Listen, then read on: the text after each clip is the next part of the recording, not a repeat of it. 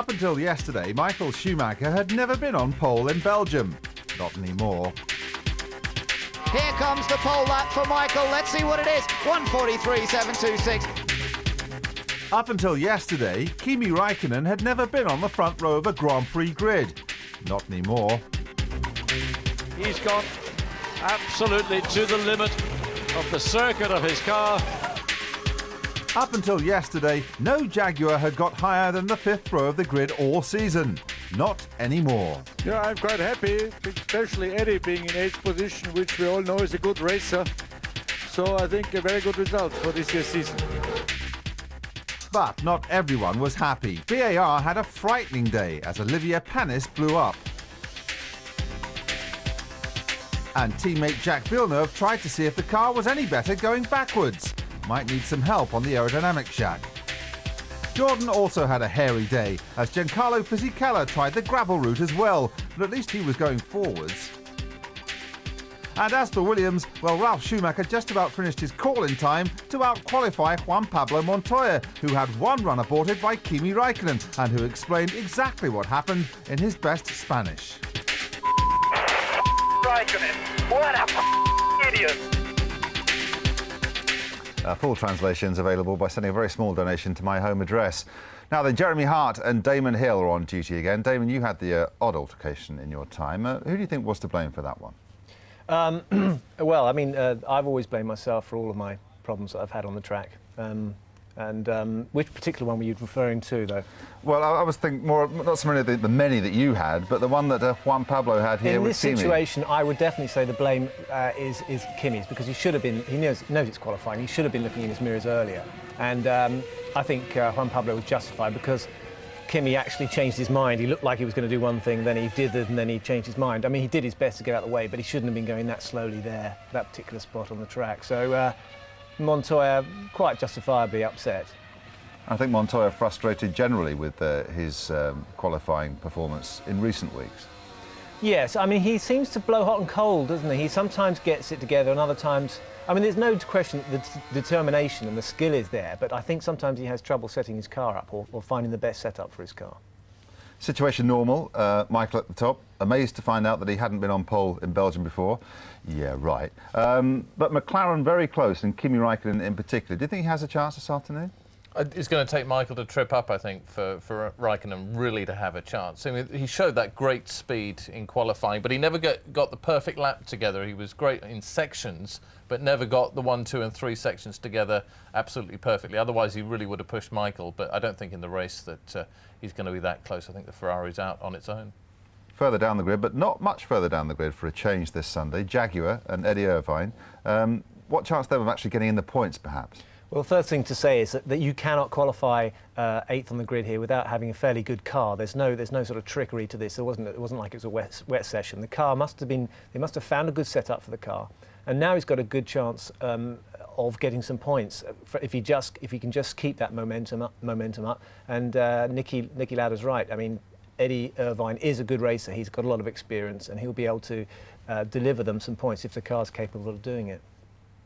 This could actually make a huge difference to Eddie, that he's now got a couple of races to really knuckle down and prove what a great racer he is, because Jaguar are in a state of turmoil. They've got to work out exactly what their plans are for next year and who their drivers are going to be, and Eddie could see himself without a job unless he proves in the next couple of races here and in Monza that he really still is a great racer.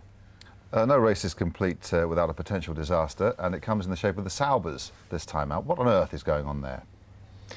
Well, actually, all the Bridgestone runners suffered over the last qualifying session, and you know, they may have suffered more than most in that situation.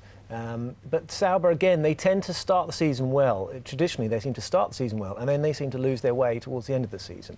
But even so, this is a poor performance for them in qualifying.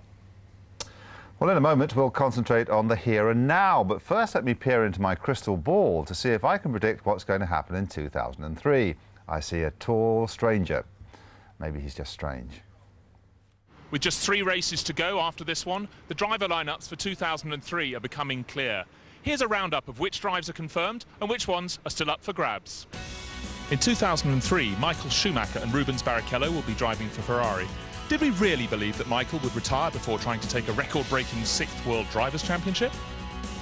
There is also status quo at McLaren as David Coulthard is staying for a 7th year, joined for the 2nd year in succession by Kimi Räikkönen. Ralf Schumacher has a contract with Williams BMW for 2003, while Juan Pablo Montoya has just signed a 2-year contract extension. Sauber have signed 2 German drivers for next year. Nick Heidfeld stays with the team for a 3rd season, joined by compatriot Heinz-Harald Frentzen. Felipe Massa is stepping down. He may race elsewhere, but also he might stay on as the team's test driver. Jordan have no plans to make any driver announcements just yet, although both Giancarlo Fisichella and Honda's golden boy Takuma Sato have contracts for 2003. There's speculation aplenty, particularly now that Honda will no longer be supplying the team with engines next year. Toyota sprung the surprise of the event by announcing that neither of their current drivers, Mika Salo nor Alan McNish, will be with them next season. Olivier Panis joins the team, which takes him out of the running at BAR. And this is yet another team not yet willing to announce its full driver lineup for 2003. David Richards wasted no time in announcing the signing of Jenson Button, but the identity of the 2nd BAR driver remains a matter of conjecture. Jacques Villeneuve has a contract that has yet to be confirmed, even though he's just turned down the advances of a leading Champ Car team. We already know that Fernando Alonso and Jarno Trulli will be driving for Renault in 2003. But Jaguar are not saying who their drivers will be, or indeed even when they'll announce their driver lineup. So this means that this year's drivers, Pedro de la Rosa and Eddie Irvine, as well as Minardi's Mark Webber, are all still in with a shout. It looks as though arrows will be sold, but as seen from events this weekend, it's all very complicated, and so the driver lineup for 2003 is the least of the issues concerning this team. There is also some question about who will own Minardi, which again could have some bearing on just who their drivers will be. Will they be able to design a tub around the 6'3" frame of Justin Wilson? Current drivers, Mark Webber, Anthony Davidson or Alex Young may be back, but other candidates include Brian Herter, Jos Verstappen and Giorgio Pantano. So that's the future, but now for the present. Michael Schumacher was really fed up with being told he'd never been on pole position in Belgium, so he made sure no one could ever tell him again. The world occupied the top 6 places. Everybody happy then? Well, since you ask. You ask me very difficult questions this weekend. You know I'm not very good describing feelings or what happens in the car. Obviously, you feel a big enjoyment to run such a car at this level, at this speed, and when everything is simply right. Kimi, congratulations on a fantastic lap. You're talking to Ron Dennis. He's disappointed you're not on the pole. Yeah. I think so. It's always before you in the first place. Of course, I'm not so happy also because I think so. We had the speed today to be able to get pole or at least get very close. But the last run was a bit messy because there was loads of people going out same time, some sand on the circuit, and got a bit wide on the double left-hander. But in the end, this second is better than 11th last race. Well, you were saying before qualifying you weren't completely happy with the balance. How, in fact, was it in qualifying? It was a lot better, a lot better. In fact, I could quite easily take the high speeds a lot better with the car more settled. Low speed, I was struggling a little bit, but my problem in qualifying was more with the traffic, because I was quite happy. I would have been 2 to 3 tenths away from Michael, which is quite good because I made different choices, so I'm quite happy. To race against Ferrari was difficult in the past, so it will be difficult tomorrow. Even McLaren has been better in races than we were usually, or quicker sometimes, so it's going to be a difficult and tough race. Only the weather could make it even more difficult. Even in the last lap it was the same thing. It was just too much traffic and I lost a bit of time with Jenson. Up to then I was actually just over a tenth quicker than Ralph. So, you know, P3 was very realistic.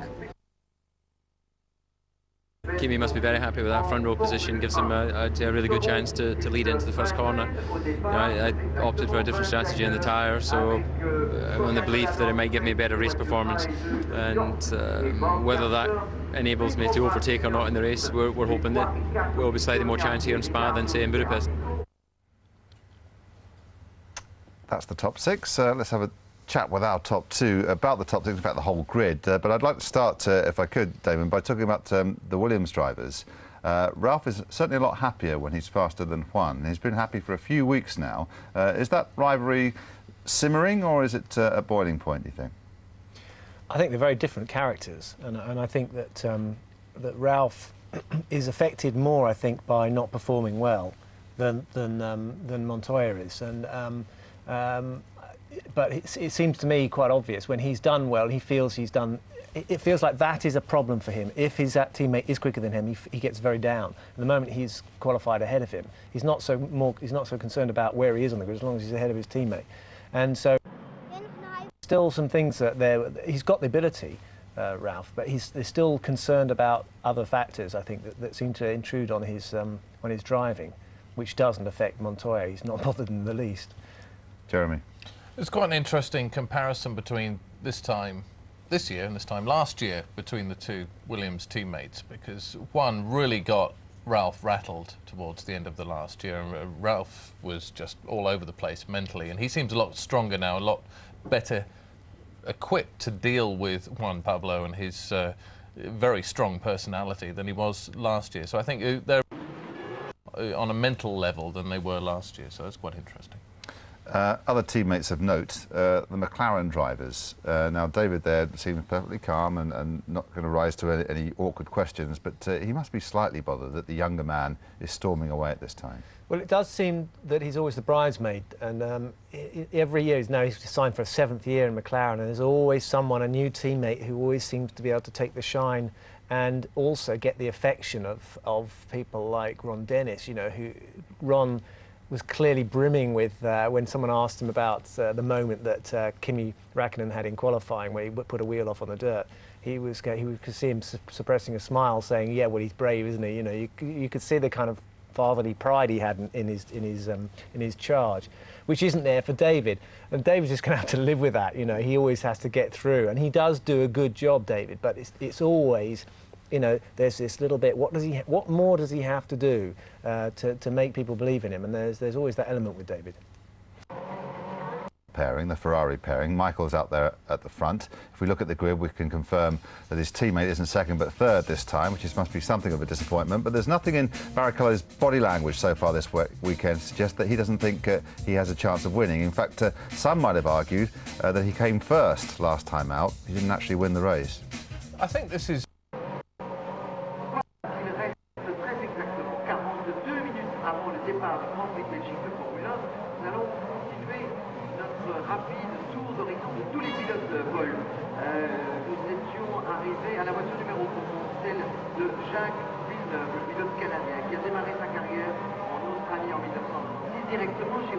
All right, let's have a look at the bottom half of the grid. Rock bottom, Anthony Davidson, but that doesn't mean he's worse than anybody else out there. Presumably it's just because he's younger in a slower car.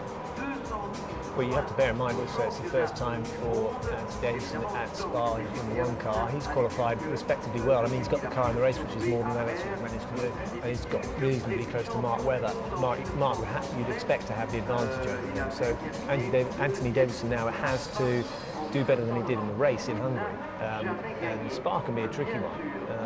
You know, if it rains, then he's really going to learn a lot.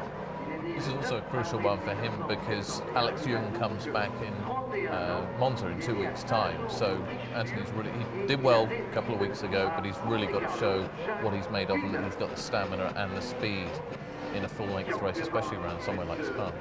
Well, if any of you like a bet on Formula One, now's the time to listen up, because we have one of Formula One's leading tipsters waiting for us in the pit lane. Peter Windsor has been 100% with all his predictions so far this season. So, Peter, who's going to win it? Kimi Räikkönen. Well, that's... I only say that because, you know, let's try and have something different. Yeah, but how likely do you think it is? Apart from wishful thinking, the sensible thinking would be to stick with Michael or his teammate, wouldn't it? Yeah, obviously, you know, but everybody else is going to say that, so you've got to try and do something different. But I think there's no question at the moment the Michelin is a better tyre for this circuit as we stand at the moment.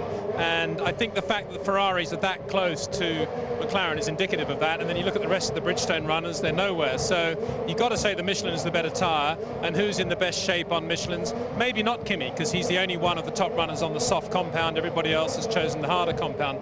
But that's mainly because they blistered the soft tyre pretty quickly into practice on Friday. And presumably Kimi didn't have that problem, so maybe he's got a bit of an edge. We'll wait and see on that. But McLaren do look good here. They ran a new spec engine during qualifying, gave a lot more power than we've seen recently. Obviously they're not racing that, but nevertheless they are ahead in terms of race spec compared with where they were, say, 3 or 4 years ago. Sorry, 3 or 4 races ago. One of the stories of the weekend so far has been the performance, or lack of it, from the Sauber team. Would you say that there's been an upturn at last in their fortunes, at least going by what we saw in warm-up? A little bit, yes. I think really what we're seeing at Sauber, indeed we're seeing at Jordan and to some extent at BAR, is just general lack of grip from the Bridgestones. I think their compound is too hard here, and we know that Michelin were able to delay the decision they took on what tyres to build for Spa for a further 4 days, because they build their tyres, of course, in Europe. Bridgestone build those in Japan, and they're able to get a better fix on the weather, and they're pretty right. You know, it's not particularly hot right now in race conditions. So Bridgestone, it looks as if their tyres are a bit hard, and when it is hard, what you see on the Sauber is what you get. Basically no grip. You can have an understeer, oversteer, but the underlying problem is no grip. Hi, Jeremy here. The talk about the weather and the fact that it's a lot cooler today than it was yesterday for qualifying. Just explain to us in very simple terms exactly how that's going to affect the first 2 or 3 cars on the grid, and in terms of wear as well for the tyres. Well, I think we, to some extent, have to exclude the 2 Ferraris, although it's interesting, of course, that Rubens is on the harder Bridgestone and Michael's on the softer Bridgestone. So there's a little bit of difference there that may affect the strategy they go for, but in reality, it'll probably help Michael, I would think, in these ambience that we have now. And again, on the Michelin side, you know, you've got to say that Kimi Räikkönen's in pretty good shape being on the softer Michelin. So, you know, pretty good choice for him there. We'll see what happens. You know, it is a question of rear tyre heating here, and whether or not you blister the rears. The Michelins do seem more sensitive to the effect of blisters than the Bridgestones. Peter, thanks very much. That's where we'll leave it for now, but don't worry, the question about weather is on its way. It's a 4.5-mile lap is the longest circuit on the F1 Roadshow, but what's it like to drive this most famous of tracks? Anthony Davis, our test driver, and today Minardi Grand Prix driver, guides us round Spa-Francorchamps. Okay, approaching the first corner of the source. It's very hard to keep the back in line here as it steps out under the down change into first gear. On the exit, it's very bumpy over there as you're heading up the main straight up to Eau Rouge. It's downhill, you can see it approaching you. And a slight lift off on entry. And just feel the car go light as you go over the curbs on the exit onto the main straight, where we approach our maximum speed of the circuit, near 180 miles an hour. Main straight's quite bumpy, late braking into turn 3. Use a lot of curb on entry, just where the grip is. Keep the car nice and stable for this corner here. Try not to run out too much curb. Downhill braking into second gear. Understeers really a lot around this corner, using the traction control on the exit. Into third gear, 90-degree left, use a lot of curb on the exit. There's downhill into Pouhon corner, taken in fourth gear. Lots of G's going through the body around here. It's pretty hard to hang on over the curb on the exit. Late braking, you get quite a lot of grip into this right-hander. You've got to keep it quite tight so you get a nice entry to the left. Feed the back out on the exit to the 90-degree right-hander, also in second gear. Fight the car over the bumps going around Stavelot, so you can see there. And you can see actually where the track's yellow from the plank hitting the bottom of the ground. Fully flat, again a bumpy corner, coming into flat out corner. Whoa, over the curbs there. That's not a very good lap there. And into the bus stop, right into first gear, use as much curb as you possibly can, and nail it to the finish line.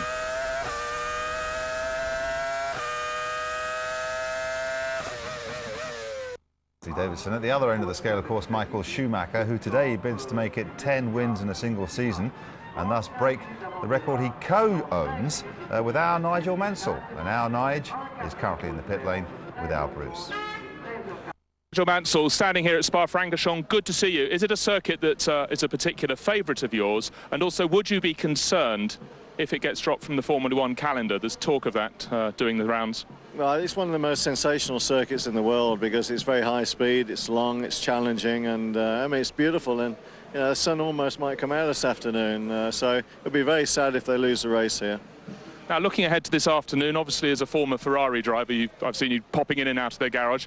Do you think Michael Schumacher will manage to get that record 10th win, moving one ahead of your record from the past? Yeah, I don't think there's any doubt. I mean, with the reliability record they've had, which is unsurpassed in the history of motor racing, period, on both sides of the Atlantic, the 10th victory literally is only about an hour and 40 minutes away. And what a fantastic achievement. But 5 world titles. But what Ferrari has done literally is unsurpassed in the history of Formula One, just from the point of view of being so quick and reliable.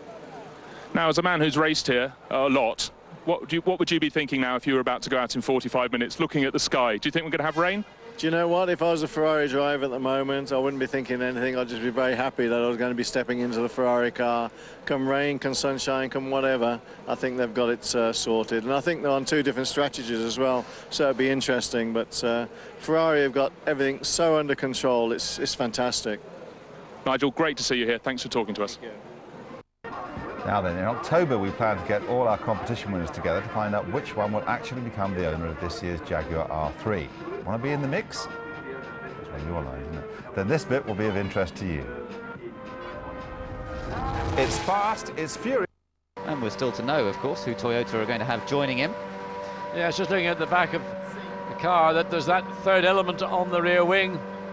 So more downforce, we think. It's difficult to tell whether they had on for this morning. We didn't get a really good look at the VARs, but certainly VAR feeling that they need the additional downforce. It may be in part due to temperatures, or maybe overall that they feel that's the best way they can get performance and confidence out of the rear of the car.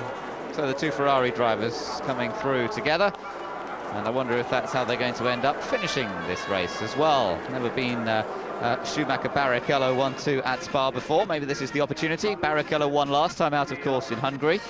But certainly I'm sure that Schumacher is out to try and take that win number 10 of the season, to cap what has been a record-breaking season already, wrapping up the championship earlier than it's ever been done before. Look at the cloud.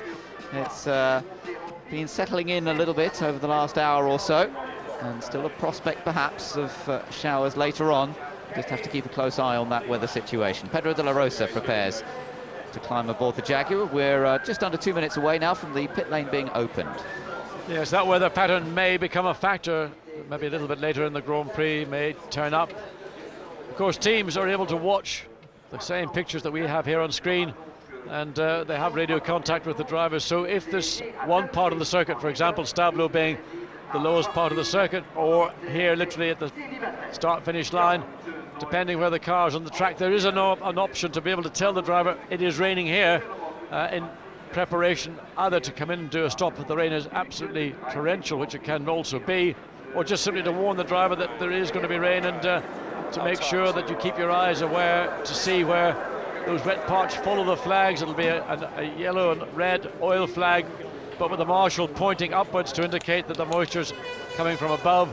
It hasn't come from an engine of a car, as you saw Panis or others do over the weekend. It's great to watch the expressions on the faces, not only of the drivers and pit crews, but of the spectators out there as well. Some real youngsters here at Spa this weekend to enjoy Formula One at its finest in many ways. The speeds here at Spa, cars travelling over 200 miles an hour at quite a few different points around the circuit. So it really is a chance to see Formula One cars in full cry, a little bit like it will be next time out, of course, in Monza, where they run their only low downforce setup of the entire year. Yes. Also against the odds in 1998. Perhaps then this is the right place for Michael Schumacher to claim another record, 10 wins in one season. Now, earlier on you were asking for smoked salmon, and I'm going to embarrass you now by asking you to explain yourself. Well, it's nearly lunchtime. And we've got baked beans on toast. Of course, all these drivers will have stuffed their faces on pasta and all sorts of energy-giving foods for the last 2 days, building up their resources. I fancy a pizza actually right now, but no, but on the talk of food. But the food intake's crucial, isn't it, for a driver just before a race? It is crucial. I mean, it's an endurance event as far as an athletic event would be concerned. It's an hour and a half. That's the sort of shortest Grand Prix you have, and the longest will be 2 hours. So all these drivers are now supremely fit. Even the older ones. Are we looking at Pedro de la Rosa now, or are we looking at Eddie Irvine? Just trying to see. I think it's Eddie there. Spa is a physical track. There's a lot of high G corners, and it's not probably as physical as Hungary, but it certainly gets your heart rate going, especially if it's wet. Well, it's looking grey out of the window, but whether that actually produces any wetness. Now, all the teams this morning were preparing for a wet race. They were getting the setups right for wet as well, just to be prepared. Because obviously things can change very quickly up in the Ardennes Mountains. Yeah, we're looking up on the onboard camera there from Eddie Irvine's car. You can see blue patches, little fluffy white clouds. So as far as we know, this could be a dry, it looks pretty straightforward there, doesn't it? It doesn't look like there's any... Well, the cloud's pretty high up. Doesn't look as if it's got too much moisture in it. But I have to say, a wet race, I think, would be very exciting, although Michael, of course, is as good, if not better, in the wet as he is in the dry. Peter Windsor always asks the team's weather advisors what their predictions are, and they always tell him to go away, because that's why they're paid lots of money. They're not paid to tell him anything, and they're paid to keep it to the team. However, they have told him, the Renault people that is, that both drivers are on soft tyres, and for further explanation, let's join Pat Simmons now, who's with Bruce. Pat, your cars are going to be 7th and 10th when they go out to the grid. How confident are you that Renault can pick up some points this afternoon? Well, it's a difficult race here. Personally, I'd like to see the temperatures a lot higher. The tyre we're on is much better suited to a higher track temperature than we've got. It's a long, hard race. It's very hard on the engines, very hard on the cars. And the first corner, of course, is something else here. I don't think it's a race you ever go into with a lot of confidence, but as you say, our grid positions are okay, and they're certainly good enough for a point-scoring finish. So let's see what happens. Do you think it's going to stay dry throughout? Some people are talking of rain. No, I believe it is going to stay dry. There's a little bit more cloud than we expected to see, but the rain is still a way away from us. I don't think that's going to trouble us today. OK, Pat, best of luck. Thank you. Yes, you did mention the first corner there, Pat, and it's not something we've discussed much so far this weekend, but it's a bit awkward, isn't it? That's not too much of an understatement. It always produces a drama. There's a lot of argy-bargy going into the first corner. It's incredibly tight, so that cars are almost on full lock just to get round it anyway. So that doesn't give a lot of room for manoeuvre if you have a whole grid of cars trying to get round. So everyone gets squeezed up against the other guy, and you just don't want to let the bloke on the outside, because everyone tries to hug the inside, which means they have to be on full lock to get round, and then suddenly someone swings around the outside, and then you want to get across to try and stop him from doing that, and meanwhile someone comes down the inside. So it's a real struggle. Well, some would say it's madness actually having the grid just before such a tight right-hander. Why not have the grid on that run down to Eau Rouge instead, round the corner? Well, I think all the tracks should have a hairpin immediately after the start, quite frankly. I mean, it seems to be the best start you get. Usually you get a good exciting first corner, and it does actually sort everyone else out after that. It doesn't help in qualifying either, because you just finished a fast lap, or you warm up before you fly, and then you've got to negotiate that corner. Get that wrong, and then you're going around for 4 miles pointlessly. Well, do you know, you can try 100 different lines around that corner, and it doesn't seem to make a huge difference. This very, very slow corners are extremely difficult to make up time on, and so technically it's not that difficult, and it's actually, it can be quite tedious at times actually. But you can lose a lot of time. You might not be able to make up time, but you can lose a lot of time if you get it wrong, can't you? I think that's the frustration. You always feel as you go around a very slow hairpin, there must be a way of coming through here a lot quicker, and when you do try to go through a lot quicker, then the car gets all out of shape and you lose a big chunk of time. But mentally, doesn't it go against the grain, though, to actually stick your car in first gear whilst you're actually on a flying lap? Because that's what it is, isn't it? It's a first gear corner for most. Yeah, but these first gears, you can be doing 100 miles an hour in first gear, Jeremy, so it's not like a first gear that we normally regard as a slow gear. You know, it's a very looking at Jeremy Guscott there, I think. We'll try and get a word with Jeremy Guscott because he's one of the celebrities at the track today, and Bruce is just trying to barge him across the sidelines. Well, Bruce is actually probably the only bloke in Formula One who's bigger than Jeremy Guscott. Jeremy Guscott, former England rugby star and British Lions hero. Great to see you at Spa-Francorchamps. You're a regular Grand Prix visitor, aren't you? I've been to a few. I've been lucky enough through Benson Hedges to be taken out to Montreal. Went to the Austrian one for my first time. I went to the Hungarian one last year, but I've been told so much about Spa and Eau Rouge, the corner there, and we went to see it yesterday. And watching the drivers go through it was incredible. And actually, some of them easing off on the gas, which I thought they'd be, a bit braver and like zoom through it. But even they're still a bit nervy about it. Obviously, a different sort of bravery required to what you have to play rugby. But do you fancy having a go, getting in a racing car? I'm like any other man. You still have boy dreams, and just to be this close to the cars, it's fantastic. It's exactly what you see in Scale Electrics as a kid. The way the cars stick to the track is incredible, and you have to see it live to actually believe it. And the speeds they reach these days is incredible again. It's just, I'd love to be an F1 driver. It would be a dream. Okay, we better stay back. Good to see you. Thanks for talking. Whoops. Okay, bad news for both Toyota drivers earlier this week. Both will not be part of the team as of next week, and one of them, Mika Salo, has announced his retirement from the sport. Mika joins us live now. Mika, that's sad news. Is that how you view it? Well, I was basically forced to announce it. There's nothing else around anymore, so I had one more year left, and it's all the teams are basically full, so I decided to stop now. Hi Mika, Jeremy Hart here. We spent quite a lot of time last year when you were doing the Toyota test program for the team. Were you ever led to believe that this would be longer than just a one-year deal with them? And does the fact that you've announced your retirement mean that maybe your heart really wasn't in it all year? Well, it was absolutely fully, but there's a lot of things happened during this year, and I'm racing like probably everybody here just for results, and they just don't seem to come, and I'm losing my mind for it because I've been home 12 days this year. It's non-stop work and no reward at all, so it's time to go and do something else. It's Damon here. I mean, I've been in a similar situation. If someone was to turn around, if some sort of miraculous situation arose and someone offered you a competitive car, would that change your mind? Most definitely, yes. I still love driving, and I still love this thing. It's been my life for a long time, and I would love to continue at least 1 or 2 years, and then I could retire happily. But now I don't retire happily. David, I know you've got a race to do, but just give us a prediction for what you can do this afternoon.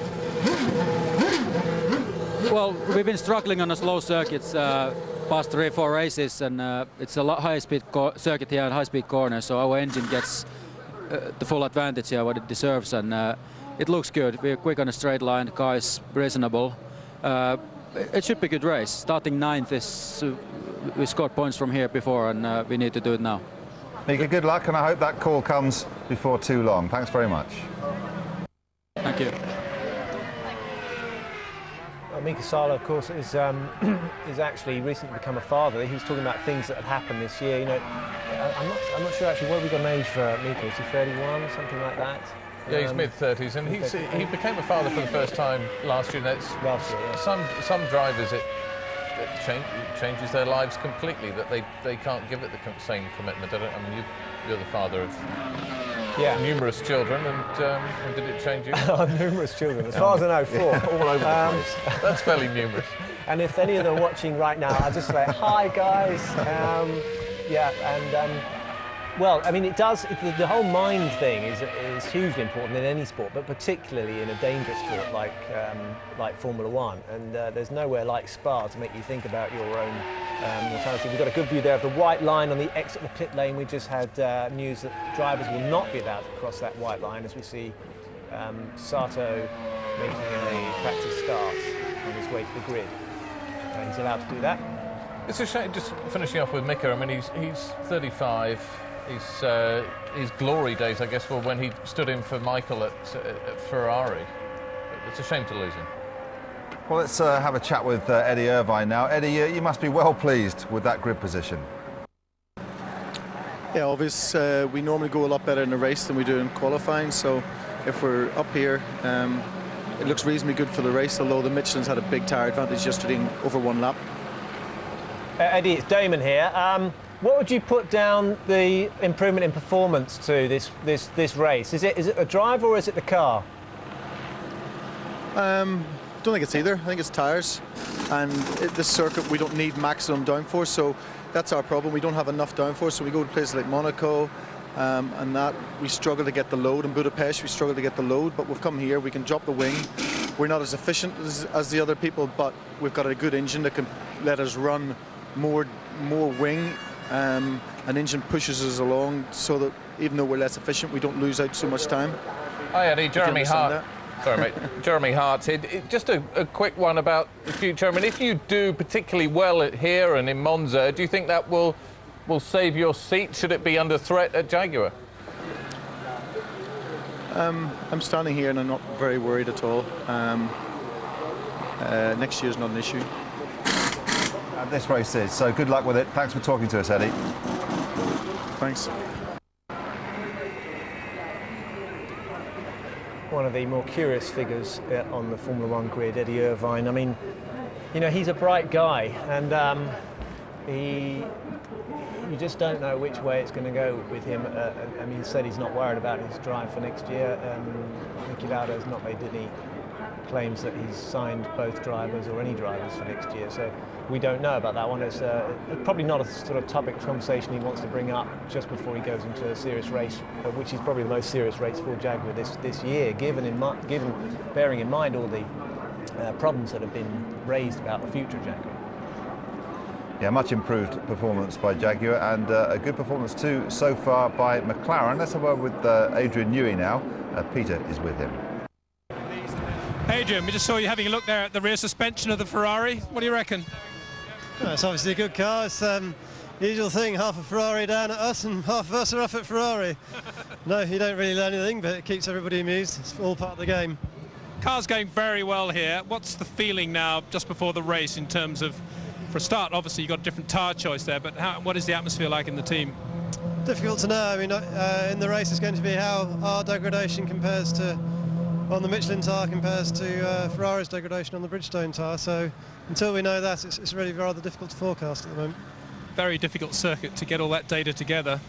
Yeah, it's a long lap, big variety of corners, very much a driver's circuit, and I think most of the drivers, certainly both of our drivers, really enjoy coming here. Thanks very much, Adrian. Good luck. Thank you. Thanks. About him, or were you just going to say that if you were just carry on then? No, we were thinking about him, obviously, because he was on the screen talking. And that stimulated a little thing in my brain, which was that the gearbox was designed, or partly designed, by a chap called John Sutton, who used to be at Williams, who used to work with Adrian Newey, who worked on some of the very first semi-automatic gearboxes. And he's now been recruited over to McLaren.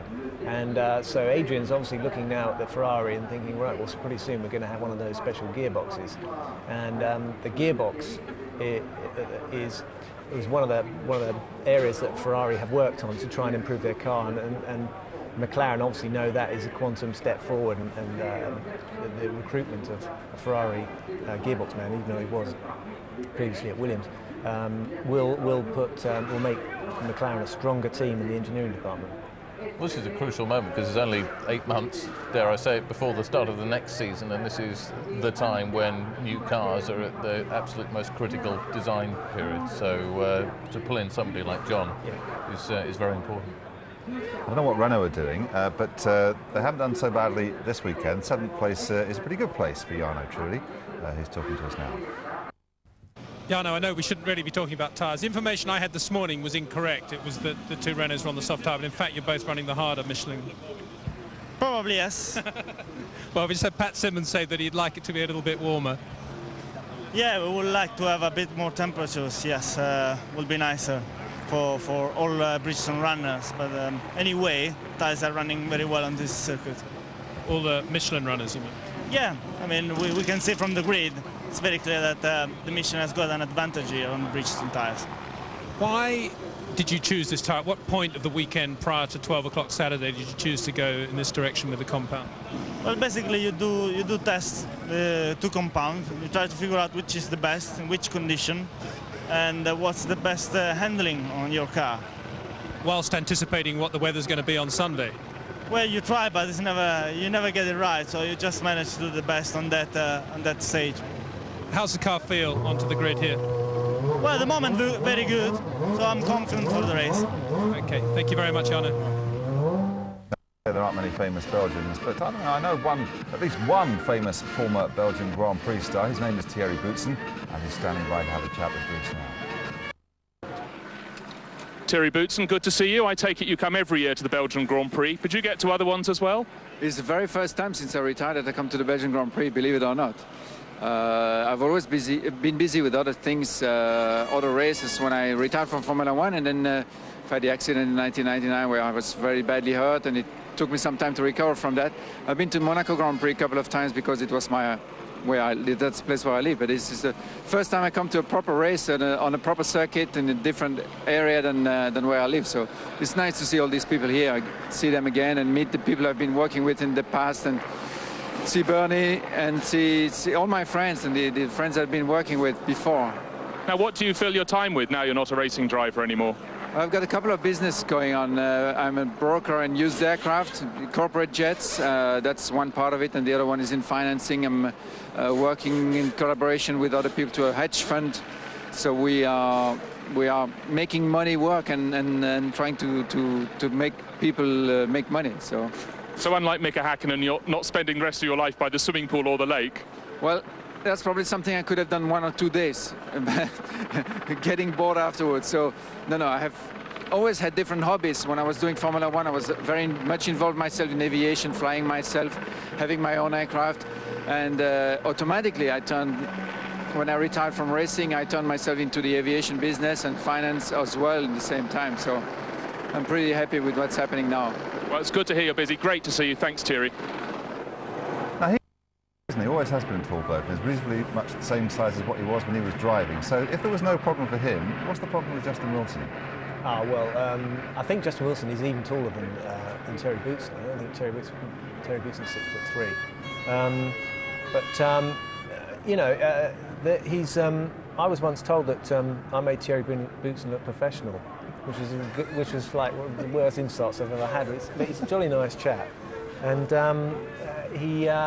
it's interesting when drivers come back to the grid. They get the same kick. They come and meet all their old friends and stuff. But the business goes on in Formula One, and it doesn't stop for anyone. People come and go, and he said he'd been away for such a long time, and now he's sort of back in the grid and feeling all those feelings again.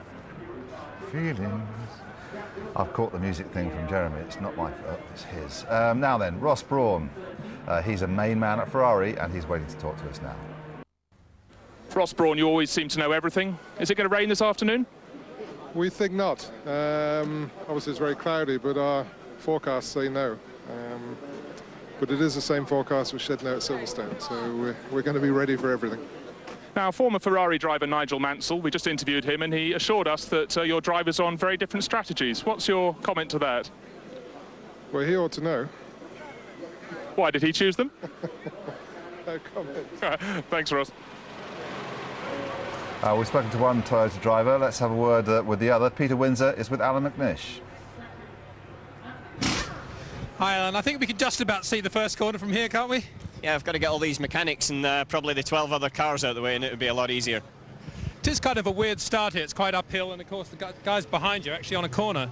Yeah, well, there's a few things that are quite weird about it. It is uphill, as you say, but also where we do our practice starts, the only place we can legally do them is on a downhill section. And so therefore all the information you gain I would say has got pretty minimal effect when it actually comes to the real thing. So we might see a lot of different speeds coming off the grid from different cars. Hopefully ours will be fast and the rest will be slow, but I would presume that there's going to be a few bad starts. Do you think about this first corner at this point, or do you just sort of let it happen? I think you've got to have a bit of an idea what you're going to do, but I would say invariably there'll be an incident where someone's nose will get taken off or something like that. But it's a long lap to come back to the pit if you do have something go wrong there. That's the one thing about here. It's 6-7 kilometres and it's such fast speed as well that you'll be a lap down before you really get back here. Briefly run us through your qualifying. You were looking very, very good at various stages. How did it actually go on the qualifying run? Yeah, overall it went reasonably well. We made some small adjustments to the car. Had a slight problem with the tyre pressures in the last run, which affected our position a little bit. I think we probably should have been a couple of places higher. However, saying that, overall it was a pretty good qualifying session, especially considering how the last few races have generally gone for Toyota, and so we're pretty optimistic this afternoon. Well, very good luck to you, Alan. Thank you. Thank you.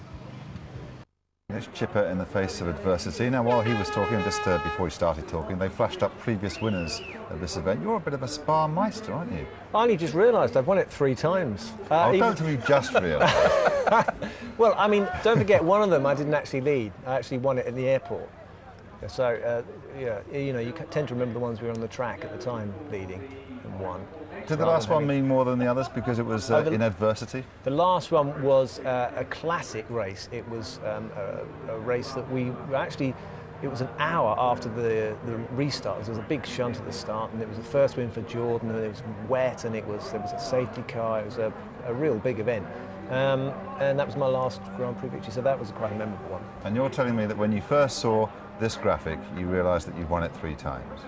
It looks nice, doesn't it, actually? Michael there in the middle. Should 94 not have hire car written against it rather than Williams, if you won it at the airport rather than on the track? Maybe. Well, if you take it from 93 to 98, I'd won it the same amount of times as Michael Schumacher. Marvellous. Amazing what you can do with stats, isn't it? Now then, we've already heard from Alan McNish. Let's hear from the man who's going to replace him, or either him or Salo, at Toyota, Olivier Panis. Olivier, 3 massive Honda engine failures in 2 days. How's that affected the way Honda are now facing the race in terms of revs? Well, you know, we never know. I think so. We have some problem this week, but we need to respect what Honda doing until now because he improved the engine a lot. It's true we have some problem with but I really want to hope, and I hope so, it's quite good for the race because the car is quite competitive here. Well, the good news is you've got all your unreliability out of the way and you're going to have a trouble-free race. Yeah, maybe you're right. I hope so. Thank you. Good luck. And here's the main man being squeezed a bit there on the pits meeting.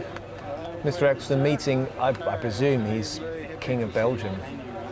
I mean, who else would it be? There is a king, King Leopold. Yeah. Of the Belgians. It could be King Leopold. Unlike most of the heads of state of Europe, I haven't had breakfast with him, so I can't confirm it.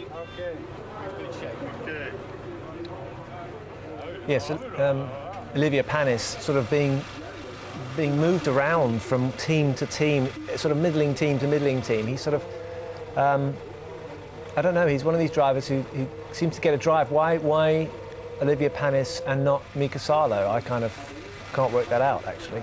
I mean, I'm surprised that Olivier's got the drive at Toyota as well. I mean, nice bloke, a few flashes of great inspiration, but not what you'd necessarily call a great fighter either. Maybe I'm being particularly harsh on him, but I'm surprised that Toyota, when they're at the position they are at, where they've got a big fight now, they've got a good car, lots of money and everything else, but you want the best possible driver in the car. Well, we're not sure who the King of Belgium is or what he looks like, but a potential King of Italy, of course, is Flavio Briatore, who's rumoured to be looking for a career in politics when he gives up Formula One. Here he is now with Bruce. Flavio Briatore, it's grey, it's not raining, your driver's 7th in the grid. Jarno Trulli, what are your thoughts for the race ahead? No, you know, position is quite good, but people in front of us is good as well, you know. If Jan had a good start, maybe we have a possibility to be in the point. This, I believe, is the maximum for today. Now, moving away from racing, there's talk circulating that you're thinking of moving into politics in the future. Have you developed those thoughts? No, really, you know, there's already a lot of politics in Formula One. It's plenty already. A good place to practice. Thanks, Flavio. Of course, the difference between politics and Formula One is you have to get people to vote for you. And I think Flavio seems to be backpedaling from the idea of getting involved in... Even in Italy? Yeah. And I think I go straight for King. Maybe that is the difference, yeah. It'd be perfect, but although he's, you know, Italy has more governments than Flavio has drivers, I think, under his wing, either as team owner or team manager. We had another personality in Formula One claiming that he was about to throw in the towel recently, which was Gerhard Berger. You have to wonder sometimes whether this is all part of a negotiating tactic for a bit more incentive to stay. They're about to clear the grid, so let's quickly have a word with Patrick Head, who's with Bruce. Patrick, your cars are starting 4th and 5th on the grid this afternoon. What are your thoughts about the action ahead? Well, it's a very interesting track and quite high speed, so the fine balance of the car is very important, and I'm looking forward to the race, but obviously we'd like to be starting higher up on the grid. We've got to get off the grid now. Thanks for talking to us, Patrick. Touring car racer, always at the wheel of that SL55 Mercedes, and let's just hope that the safety car isn't called into action in the race itself. We've seen the race started behind a safety car here in the past when the weather conditions have been poor. I'm glad to say, looking over the Ardennes forests, that the track is dry. There might be some cloud, but there's no rain falling, and we've got some pretty ideal conditions for the start of today's Grand Prix. Yes, temperature not particularly high, but the cloud does appear to be high, and that is obviously a very good sign. We've had that 20% forecast of rain at some point during the Grand Prix, but right now this race is going to start in dry conditions. Track conditions pretty good as well, although the track temperature is only 18 degrees. Nevertheless, with a fairly, well, a moderately high load of fuel on board, the energy that will generate will get tyre temperature fairly quickly. It'll be more a case, I think, of tyre degradation, and I think we're going to see that will be a greater factor for the Michelin runners, maybe more so of the softer Michelin than the more durable one that will be with Ralf Schumacher, Montoya and David Coulthard in particular. So as the clock continues to count down at the top of your screen, Raikkonen now just a few moments away from this run down to La Source. We saw in the Formula 3000 race yesterday a little bit of contact between some of the cars. Let's just check the grid once again as we prepare for the start of the Grand Prix. Michael Schumacher and Kimi Raikkonen sharing the front row of the grid today. The two of them battled for the French Grand Prix, and it was Michael Schumacher who came out on top on that occasion. Barrichello next up, starts 3rd on the grid. Ralf Schumacher 4th, the first of the two Williams. Then it's Juan Pablo Montoya and David Coulthard starting in 6th position, but working on race setup and looking for a decent result at the end of the 44 laps. On through the list, Trulli, Irvine, Sarlo and Button in the top 10, and then Jacques Villeneuve.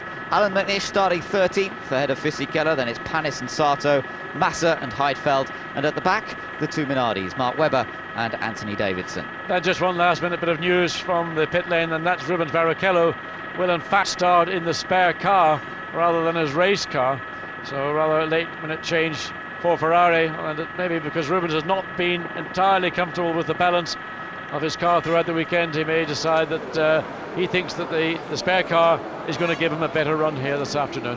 Well, there is Rubens, so therefore we know he is in the spare car, but he looks relatively relaxed. Yeah, he looks also, I think he looks more comfortable. I don't know why, maybe just his eyes and the way he just turned around and communicated with somebody to his left. It just seemed to indicate that he was quite comfortable and quite happy.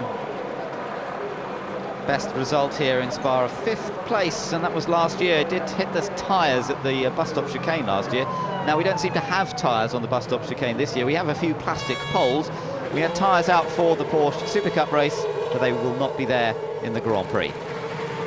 No, and as the minute ticks away, then these cars will make their way around for the final time before they'll come onto the grid for the start of this year's Belgian Grand Prix. 44 laps of the 4.3-mile circuit. And there, the front of the Ferrari there, and looked like they're scrubbed front, certainly in the front of Kimi Raikkonen's McLaren.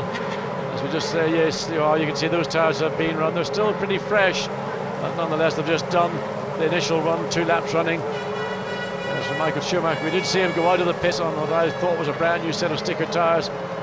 Those tyres now, obviously the skin has been taken off, and watch for the rubber being laid as they just ensure that they get the best opportunity, even with launch control, to make a good start. So, the formation lap, yes, let's see how many people use the launch control and how many people switch it off and lay some rubber down here as they get ready to start the formation lap.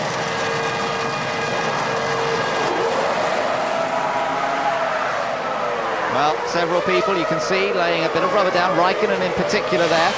This is on board with Raikkonen. Now, start of the race, Raikkonen has impressed me a number of times this year. He's very aggressive on cold tyres and usually keeps it all together. Been seen some good first corners from Kimi Raikkonen. Today, his main problem may not be actually challenging Michael Schumacher. It may be getting over in front of Barrichello in time to stay in second place. Yes, I think that's the big problem for everybody on the left-hand side of track, that those on the right-hand side could just have to stay there and maintain position and just back up one after the other, and you'll preclude the entire left-hand side of the grid from being able to blend in.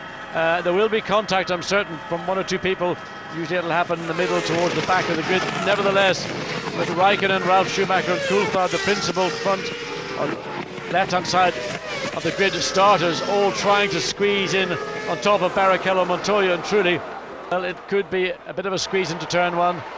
Let's hope they all do get round. Let's hope there are no bits of carbon fibre flying off. Let's hope we don't have a start like we saw in the Formula 3000 race, where there was a bit of a shunting match in La Source in the exit of the corner, and everybody can file down cleanly and clearly into Eau Rouge and get this race underway. 20 of the world's best racing drivers about to do battle on one of the best racetracks in the world, the 4.3 mile Spa circuit. And they are now just coming around, still a little way to go, of course, on this longest track currently used in Grand Prix racing before they make their way back onto the grid. There's a little sign of tension from inside the McLaren Mercedes pit. I tell you, a lot of tension on the face of Norbert Haug, who's Daimler Van's motorsport director, and he's sitting there quite tense indeed. Martin Whitmarsh behind him, much more relaxed. Yeah, even Ron Dennis is looking a little anxious, a little wound up before the start of this one. Perhaps seeing just what Kimi can achieve and watching for Coulthard's progress in the early laps, and Coulthard watching throughout the race.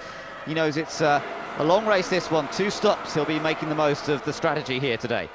Looking at Jean Todt, totally relaxed and knows that he's in a very, very strong, very comfortable position. Adrian Newey for McLaren doesn't look too wound up, but everybody at this stage. Unpredictable opening lap. It's always unpredictable at this point. And there we are on board with David Coulthard, heading down towards the bus stop as his teammate makes his way through there. Ralph just squirting the car a little bit. Coulthard makes his way through the bus stop, followed by Jarno Trulli and Eddie Irvine. Great to see the Jaguar that far up the grid this time. His best qualifying performance of the season. Can Eddie now convert that into a point-scoring finish in the Belgian Grand Prix? Michael Schumacher moves on to pole position, his first ever pole position in Spa, but can he now convert that into a 6th Belgian Grand Prix victory and his 10th win of the season, and shatter yet more records in this astonishing year of 2002 for Ferrari and for Schumacher? Anthony Davidson, the last man to move up into position, of course, starting his 2nd Grand Prix for Minardi. Let's wish him well. Let's hope he makes it all the way to the finish of this 44-lap encounter. And we're all set, we're all ready for the lights to come on, and when they go out, we'll be racing in Belgium. Away we go. Michael Schumacher tries to get away, and Raikkonen shuts the door immediately on Barrichello. Barrichello comes down the inside, so Raikkonen is forced to go out wide. Montoya's on the inside. Ralf Schumacher's in there. Raikkonen gets into 3rd, Montoya into 4th, and Coulthard is working, trying to get past Ralf Schumacher. Well, that was a tight stunt, but Ralf Schumacher just outdrags Coulthard down into Eau Rouge. Kimi Raikkonen lost 1 place to Barrichello, but I think he did still a pretty reasonable job. He was on the wrong side of the track. Barrichello had a great start. Now watch Coulthard comes up and gets alongside Ralf Schumacher up to Les Combes. Look at Raikkonen trying to find a way past Barrichello. Look at Coulthard. He made it look so easy getting past Ralf Schumacher, the McLaren. Very, very fast up the hill there to Lecombe. I wonder if that means they're running a little lighter or whether simply sheer engine power. He got a great toe there. Great toe, 326 Ks against Ralf Schumacher's 319. He got a good run up and out of Eau Rouge over the radio and a fantastic toe down the straight. Ralf seems to be struggling a bit here because Jarno Trulli in the Renault is right behind him. Then it's Irvine and then it's Jenson Button running in 9th place. Mika Salo is in 10th in the Toyota. Look at Michael Schumacher getting away from Rubens Barrichello. Barrichello chased by Raikkonen and Montoya. Now Raikkonen's got through the start. He's got over that moment when he thought, do I want to be in the front row of the grid? Yes, I do.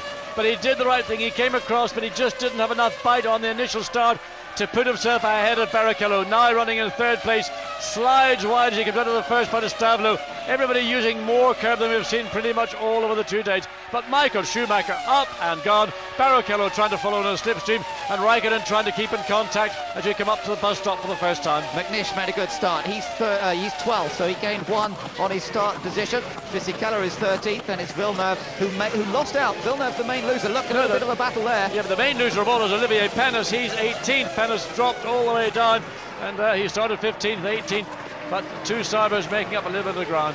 Raikkonen comes through then, chased by Montoya and Coulthard. Bit of a queue developing here. Salo through the shot. There is Villeneuve, who lost out, as you say, Panis as well. So both BAR Hondas not getting a good getaway. Whether that's something to do with their launch control, I've no idea. Didn't really see them off the grid, but neither of them have gone well. Look at that picture as they head down through Eau Rouge. Almost 200 miles an hour. And Villeneuve is giving Giancarlo Fisichella a real workout as they came into Eau Rouge. As they come out, well, we have to look all the way back to the straight.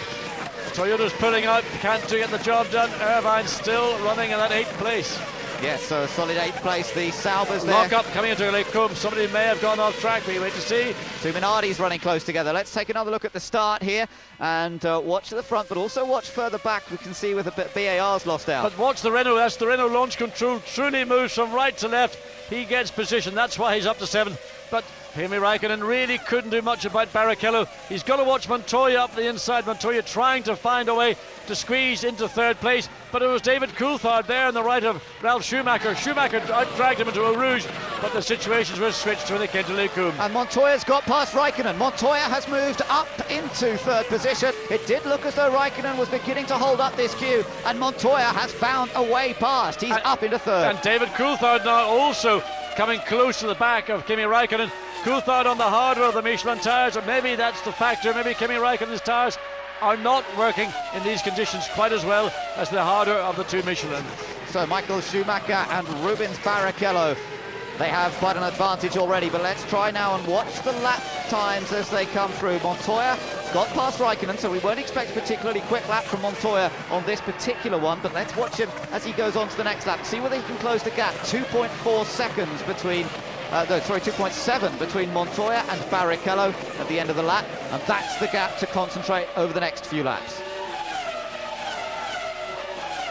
So down the hill into Eau Rouge, and now we've got to see whether Raikkonen's going to come under increasing pressure. Yes, the difference between the 2 tyre choices is that softer tyre does sometimes take 3 or 4 laps to come in to get stabilised, whereas the slightly harder tyre is there with you.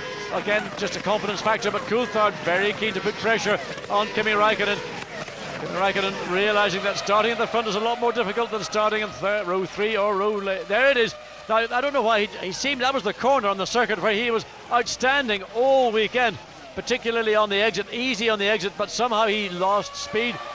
Whether he backed out, but Montoya was able to take position, got him into Fagna, and that was it. New lap record, Michael Schumacher, 1:49.446, not surprisingly on this slightly revised, but more likely repaved Grand Prix circuit. Yes, and Montoya chases after Barrichello effectively now. We'll monitor that gap as they come round. Doesn't seem to be closing at this stage, I have to say.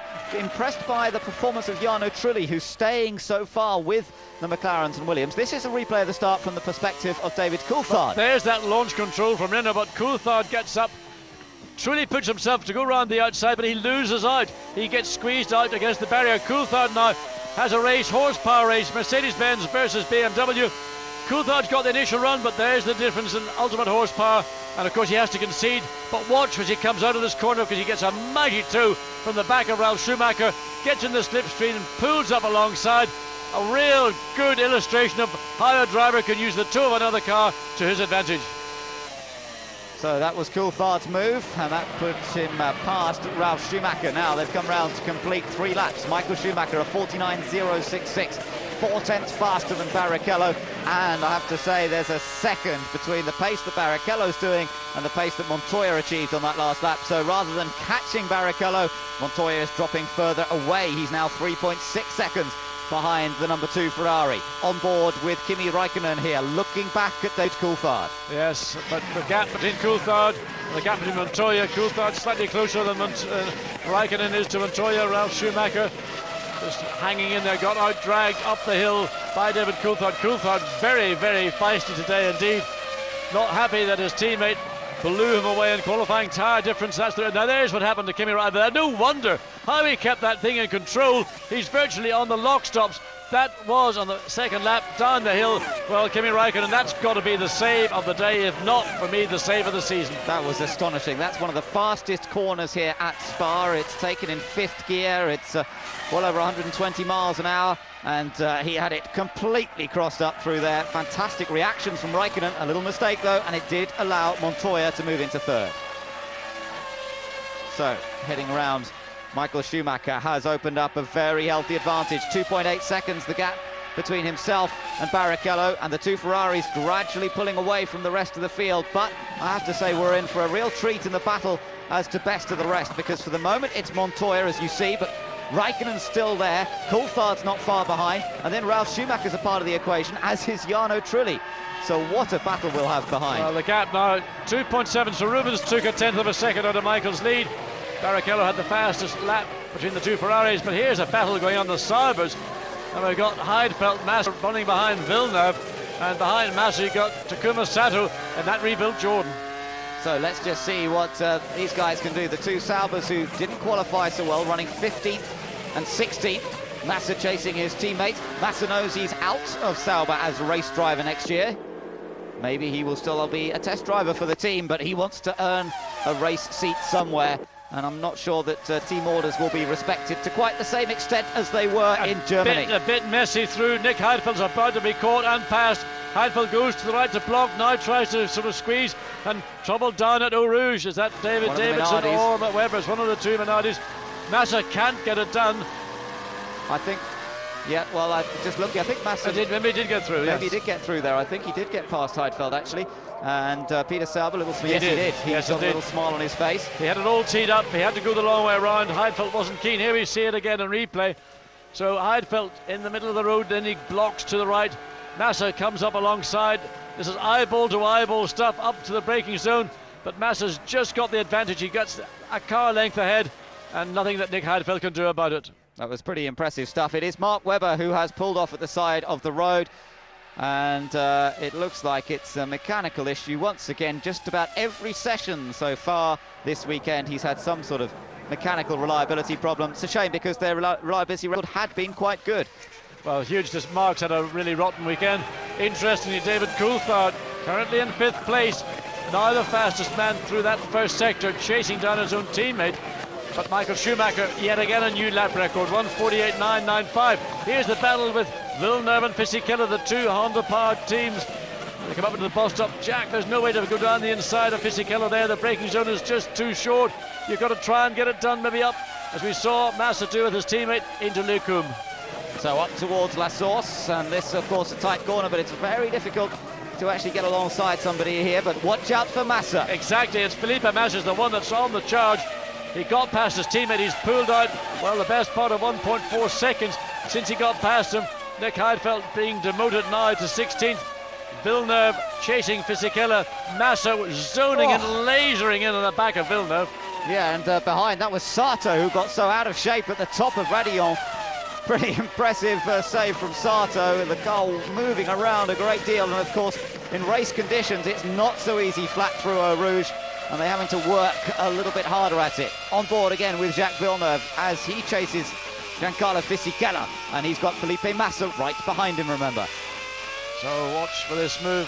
Villeneuve again looking very aggressive. We saw in Austria the most aggressive I've seen Villeneuve for a long time. In certain events, certain circuits, he seems to sort of come out of the spell that he cast on himself and looks like a racing driver today. He is a racing driver. Well, he always goes well here at Spa. The last few years he's not finished in the points, but he's had some good top 10 finishes. We're looking back though at Felipe Massa, determined to prove something in the remaining 4 Grand Prix of this year.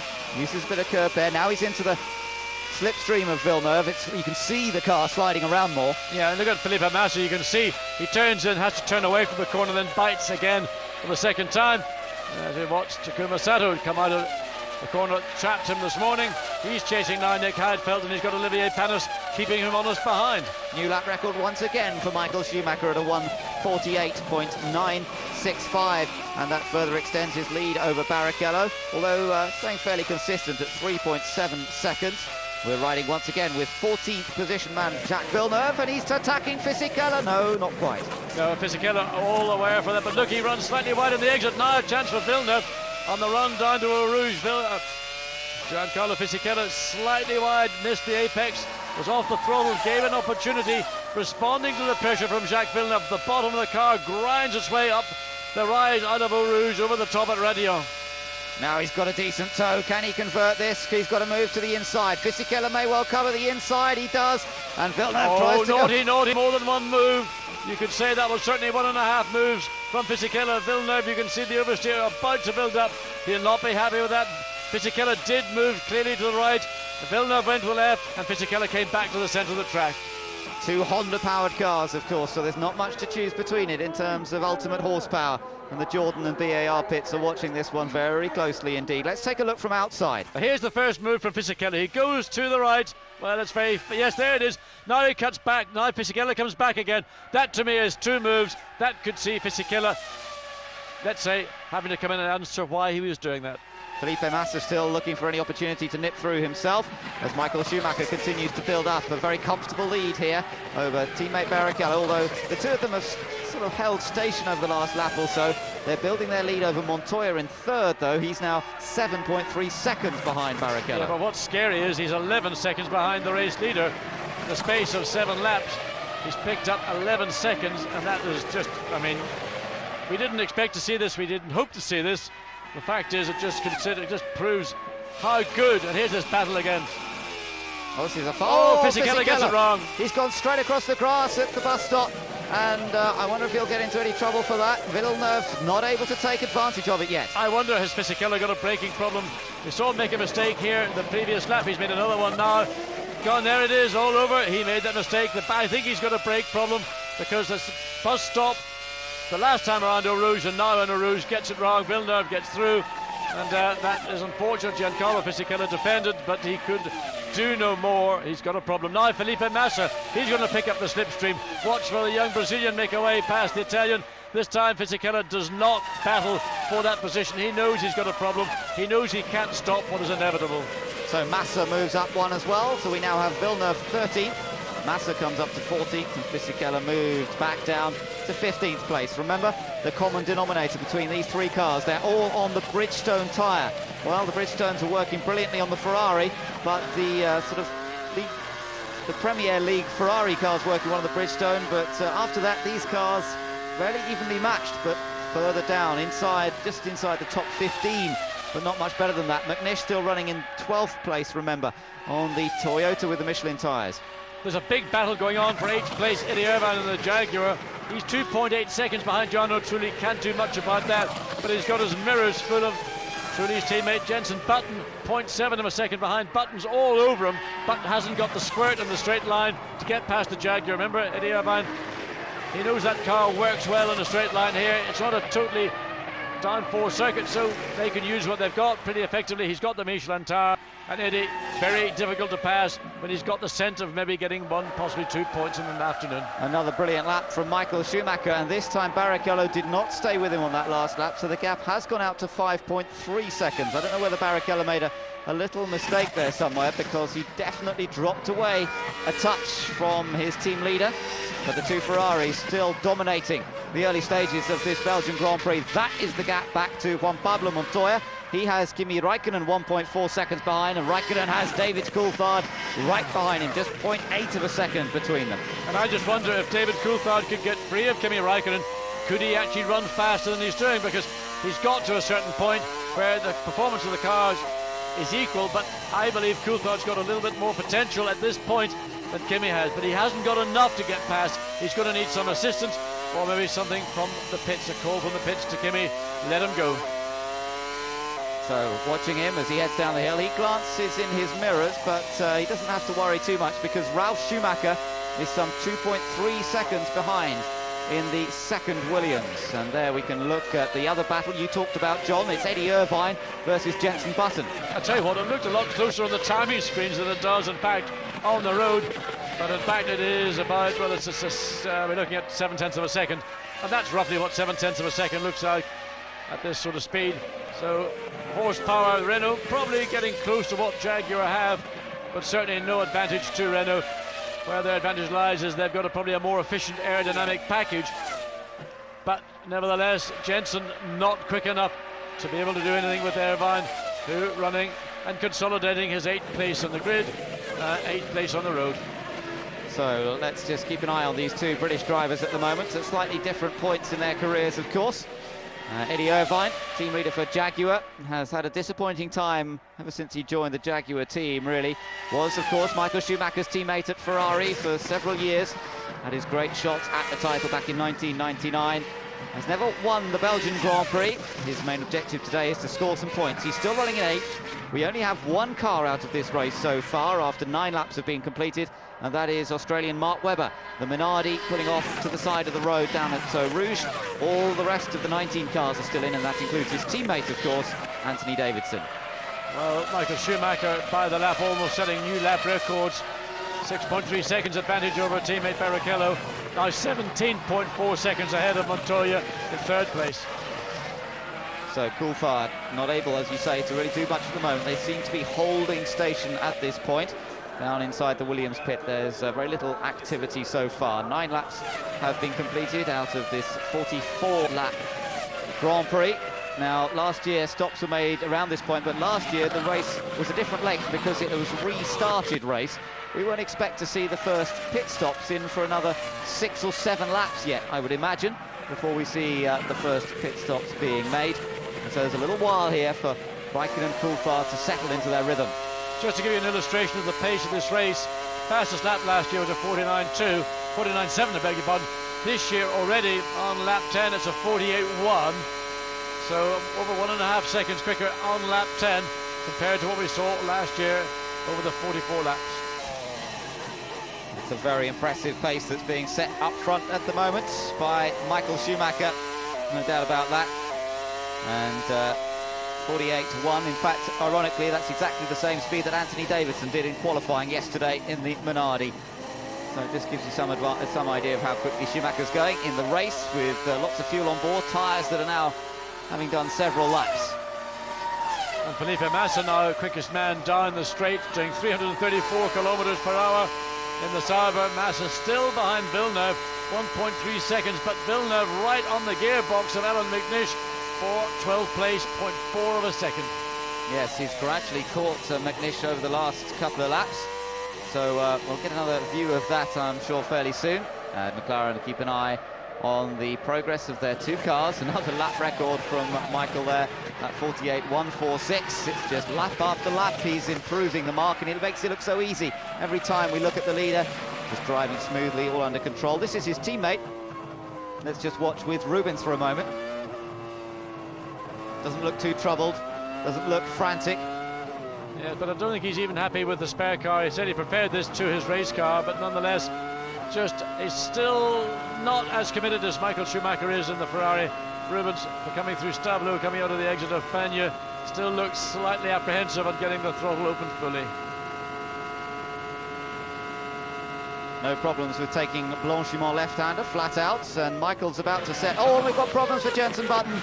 Jenson Button pulling off to the side of the track. He was involved in the battle with Eddie Irvine. He was running in 9th position, and he has pulled off. Yes, that's on the exit of the Pujo corner coming into Fagnes, and he gets out of the way as quickly as possible. TV. Sorry about that. Can you put the car in P0, please? Well, I don't know if he's even still connected on the radio, it's a bit steamy from the left-hand side of the engine. It may be an engine problem, maybe some hydraulic, electrical. We'll maybe hear a little bit later if there's more radio traffic. But disappointment for Jenson, having a massive battle with Eddie Irvine 4th place. He'll have an early bath and make his way back to the airport. Brings Salo up into 9th position now, and the top 10 then is completed by Pedro de la Rosa. McNish still running one behind, as we see Jenson Button running across the road, has to sign the odd autograph or two, and then I'm sure he'll get a lift back to the pits. Yes, on that last lap, Michael Schumacher, another new lap record, 1:47.877. If you ever wanted to see a Michael Schumacher masterclass of a Grand Prix, well, that's what we're watching right now. Some 8.8 seconds ahead of teammate Barrichello. Now, they may be on differing fuel loads. It's conceivable Barrichello could be on a one-stop. The gap, 8.8 seconds, difficult to judge. Just noticing that Raikkonen's fuel flap has done what it did in the practice sessions earlier, John, this weekend. It's flapped open again. As Ron Dennis said to us, it's not a major issue, but if you look at the McLaren, you will see that fuel flap bouncing around. Yes, and he explained that for practice and qualifying, they have a magnet system that keeps it closed, or in this case, half closed, half open. But come the race, then it's a different mechanism they use, and that's it's activated when you engage first gear when you come into the pit lane. Now, this is the battle we talked about, because Villeneuve has gradually caught up to Alan McNish, and now just 0.3 of a second between them. And you can see that Villeneuve really trying to size Alan McNish up now for a potential overtaking manoeuvre. He worked hard at getting past Fisichella. Oh, Villeneuve gets into a bit of a slide there, and Massa is still right with him. These two working not quite together, but certainly in tandem as they come and try and move past Alan McNish next. And confirmation from Renault that that was actually an engine failure that saw Jenson Button retire just one lap ago. That'll be disappointing for the Enstone-based Renault team. Is that rain on the... Is that spots of rain falling on the camera lens? Or is it just it's been pulled through? Those lenses have been pulled through fairly rapidly. Well, McNish's car looks as though it's sliding around a little bit. His teammate Salo, as said, running in 9th place. But this is the major battle to keep an eye on for the moment. And Villeneuve trying to size up to see where the Toyota is quick and where it's not so fast. Position 4, position 4.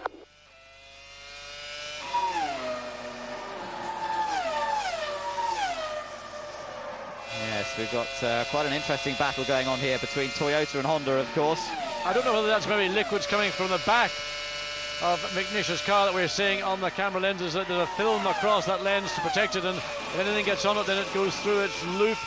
So I think that may well in fact be liquids from the rear of the Toyota rather than actual rain falling. Over the curb, McNish trying to capitalise on where he's got a little bit more pace, and in fact the fact that he's got clean air over his car. Good downforce through this section of track particularly, whereas Villeneuve running in the dirty air behind McNish's car, making the car slide around considerably, and that makes it difficult to try and draw alongside. But still Felipe Massa is right with them.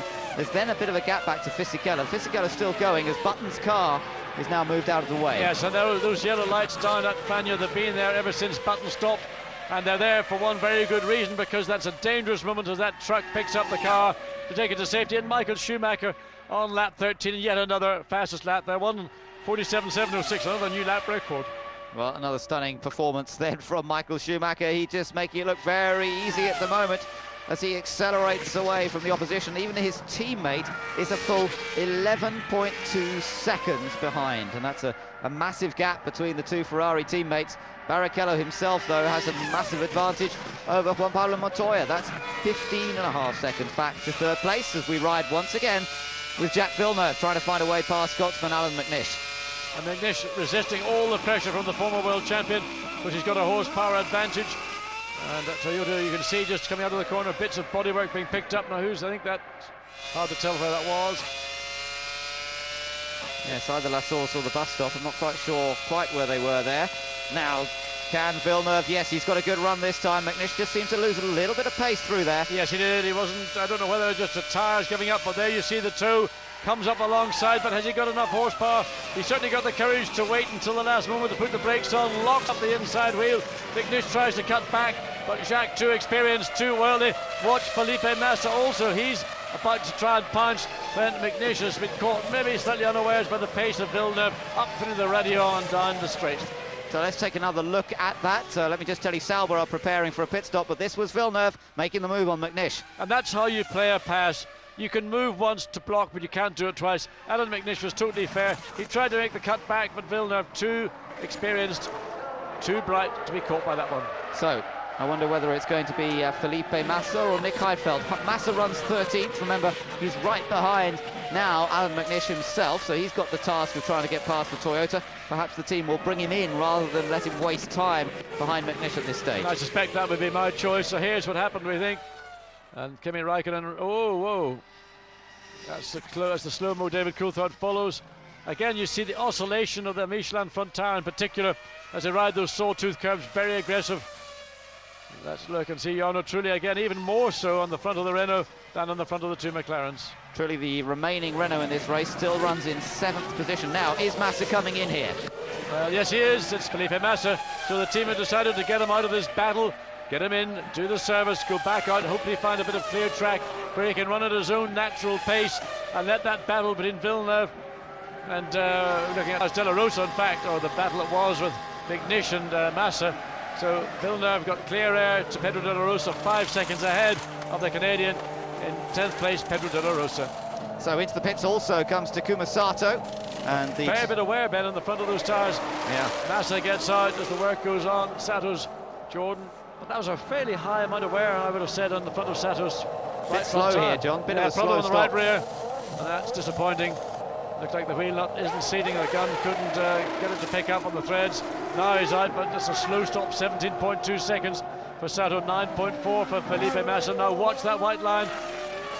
So, coming back. The gap's beginning to open up again. Coulthard maybe just dropping back, either catching his breath. There's that flapping flap. And now Kimi Raikkonen zoning in once again.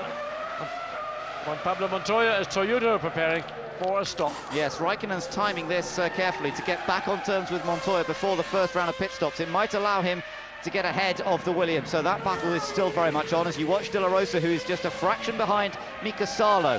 So Toyota versus Jaguar here, and Salo just holding on to 9th place from the Spaniard.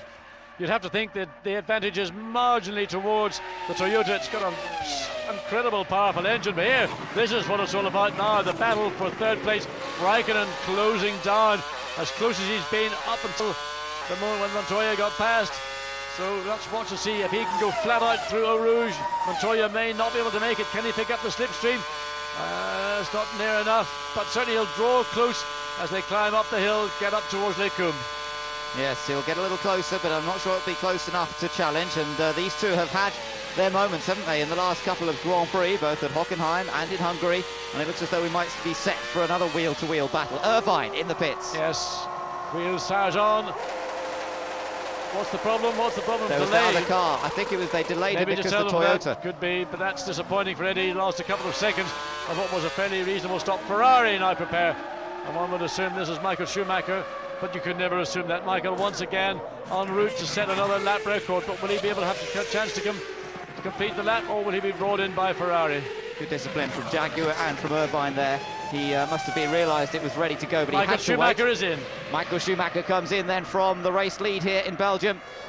15 laps he has completed. He has opened up a 13.9 second advantage as the massive lead over his own teammate. And now he wants a trouble-free pit stop. He doesn't need to take any risks here. So you see he comes in fairly calmly. Well, again, fairly high wear in the front of those Bridgestone tyres. It's the Ferrari team, this well-oiled team, go to work, check the air intakes, make sure there's no debris there. Back on 8.6 seconds. So that's about as quick as anybody has been so far. They've had now 7 people into the pits for their services. We look to see what's going to happen at McLaren, what's going to happen at Williams. 73 litres, approximately 14 laps worth of fuel. So that would take him to lap 29 of the 44. That's right. Well, here's that battle still going on behind as Michael has rejoined, and he's still ahead of this battle that is going on. So Michael back down to 2nd place. It is Rubens Barrichello who now leads this race, and this battle for 3rd continues between Montoya and Raikkonen. It's a bit scary that Michael can come in, make the pit stop and get back out ahead of this battle for 3rd place. I think that, I mean, where are these guys going to go? Where are they going to find the time? What are they going to do over the winter time to run down? As we see Salo and De La Rosa, this is a battle we saw in Hungary. These two came in together, they've been on the racetrack in Hungary, and Ralf Schumacher has spun, and that is up at Les Combes. Ralf got it wrong in the entry to Les Combes, spun it around, gets back on track. Ralf had been running in 6th place. We want to know where Jarno Trulli was. Well, Trulli should have gone through. He's only 4.3 seconds behind. And so that's a loss of place for Ralf Schumacher. So disappointment for Ralf Schumacher. We have to wait and see what happened, whether there was anybody else involved. But let me just tell you that Salo did get out ahead of De La Rosa just now. And there's Trulli going through after that mistake. Now, was that a mistake under pressure? Was it a self-induced mistake? Here we see, now this may be 4. And Ferrari preparing for Barrichello as Williams prepare for one of their 2 cars. After that spin, they may change the strategy. Barrichello comes in. We wait to see whether it'll be Montoya or Ralf Schumacher for Williams. So Barrichello, who was leading until a moment ago, as he heads into the pits, it will be Michael Schumacher back in front, and a healthy gap between the 2 of them, of course. Barrichello comes in for the stop, and just watch this crew go to work. It is poetry in motion. Great on-board camera, on-helmet camera, I should say. Clean out the side pods, a bit slow there. Yes, the very slow and getting the dry brake away. And of course he's going to drop back behind this battle for what will now be 2nd place, Montoya, Raikkonen and Coulthard. He's going to rejoin in 5th place. And that, well, a couple of seconds that it took to withdraw the hose wouldn't have ultimately made a terrible amount of difference, but it might have got him out on the gearbox of David Coulthard rather than with clear air between the McLaren and the Ferrari. Look at Raikkonen. A little bit closer this time, but it's still not close enough to get past, but he's just, you can see that he's been drawn. Ralf Schumacher in now. So Ralf Schumacher making his stop. Hopefully that'll be a clean, trouble-free stop. Yes, that works okay. And he rejoins as Raikkonen still hounds Montoya. Yes, and I just get the feeling that Raikkonen is not satisfied with this 4th place. He started 2nd in the grid, lost out that 2nd place to Barrichello initially. Then Montoya surpassed as they went down the long straight up to Lake Coombe. The 2 future stars, perhaps, of Formula 1, Colombian Montoya and Finland's Kimi Raikkonen, set to do battle once again. McLaren, now are they playing little tricks here on Williams? Well, looking as though they're coming out. They look like they're coming out, that's for sure. Whether they're actually meaning it or not, we don't know. We'll know when the end of this lap comes. And here we see Williams once again preparing this time for Juan Pablo Montoya. And you got the Williams pit before the McLaren pit, so always a problem. Montoya coming in first to make sure that Kimi Raikkonen can get a clean run in to his pit box. He's going to find it, if it is him, slightly difficult. They may want to bring Coulthard in. He's 3rd on the road right now of these 3 cars. So this is a very interesting battle coming up in the pit stops here between Williams and McLaren. At the moment, Williams have the slight advantage with Montoya, but will it be this way after the stops? In comes Montoya, in comes Raikkonen, so it's going to be a straightforward battle. How much fuel do you put into the car at this stage? If you short fuel, you might get Raikkonen ahead, but then he'd have to stop longer later. But Raikkonen's going to be able to stop first, so in theory he'll be moving first. And I suspect if McLaren slightly shortchange Raikkonen, they can get him ahead of Montoya. So watch for the length of time that fuel hose is in. The total pit time, of course, is important. Williams are fully aware of what McLaren are capable of doing, but they're putting a lot of fuel into the car. Out the hose, 9.6 is the time. Montoya's gone. McLaren put marginally more fuel in than Williams. That will enable Raikkonen to run maybe 3 laps, 4 laps further than Montoya. So when the final stop comes, somebody's off at Pujo. It's Davidson. I think it's Anthony Davidson. Yes, it is. He's not in any trouble. He's just found himself beached. It's almost like Brighton Beach down there. The pebbles are just as big as the gravel is here. It goes a long way, doesn't it, that gravel trap? We're very, very wide. In comes Olivier Panis, and of course he had that dreadful start initially. Panis now trying to make up some of that lost ground. Let's see the BAR team go to work. Again, a bit of clearing out going on in the side pods where the radiators are. He gets away cleanly. Yeah, good stop. So here's Anthony Davidson, comes into Pujo. Watch for the oversteer, and it comes. It's going to be massive because the back end's going to swirl. He didn't actually. Well, he's got it all wrong there, Anthony.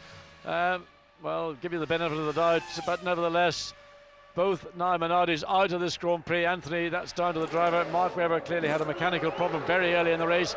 So huge disappointment for Paul Stoddard and for Anthony Davidson. That is disappointing. He was looking forward to a race finish today, and that's all over. Both Minardi's out. So here is Coulthard. Now, how quickly can Coulthard lap? This is crucial, because if he can put a couple of quick laps in here, he might end up ahead of Montoya. Well, he's going to go into the pits this lap, Ben. The team are waiting for him, but he did have a personal best in that second sector, so at least he had the chance to maybe squeeze another 1/10 or 2 of a second. Careful, slow the car down before that line. Now we see Barrichello sweeps through back into second place. Coulthard makes his way down the pit lane, 80 kilometers per hour, 50 miles an hour, and no doubt he's counting every millisecond. Comes into a stop, slides in, car goes up, front wheel's off, front wheel's back on again. Watch for the fuel and the disconnection.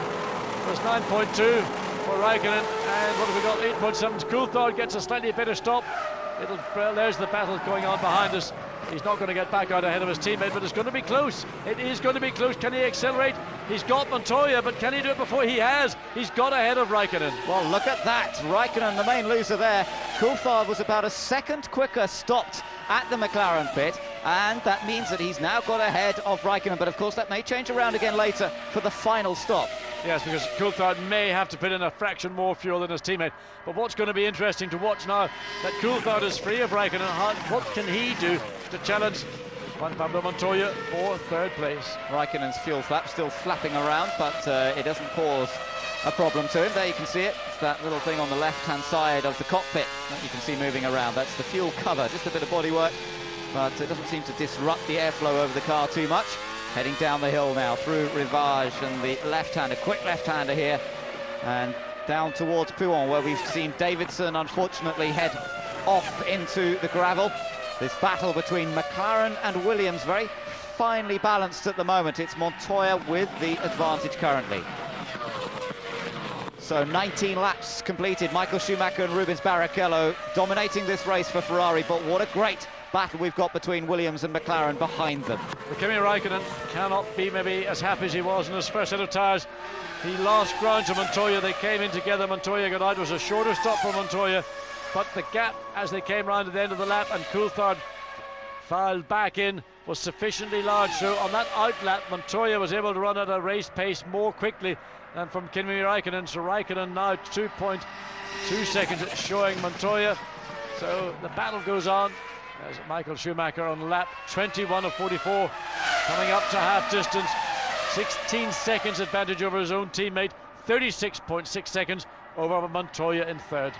It is another demonstration drive from Schumacher in particular, but from the entire Ferrari team, with Rubens Barrichello very comfortably in second place and miles ahead of Montoya, who's running in third. Then it's Coulthard and Raikkonen. Fisichella now is running in sixth place, but Fisichella has yet to make his stop, so they put a lot of fuel on board the Jordan at the start of the race, John, because they've managed to get down to lap 20 before he's made his pit stop. I'm not sure if they're ready yet, but Fisichella's still running. Well, Fisichella, the only way is to get him up into the points is to let him do that. He's currently in sixth, of course. When he comes in, he'll tumble down the field, but it'll only all wash out when the remaining cars are doing a two-stop strategy come in. So it was a courageous move on the part of Jordan. It was probably the best move they could have made, bearing in mind from where Fisichella was starting on 14th position, row 7 of the grid. And you never know if Fisichella can just get on and drive his own race. He hasn't got any traffic, obviously clearly ahead of him. He's some 8 seconds behind Raikkonen. Listen up. The trouble is he's got truly 1.6 seconds behind him to keep him honest.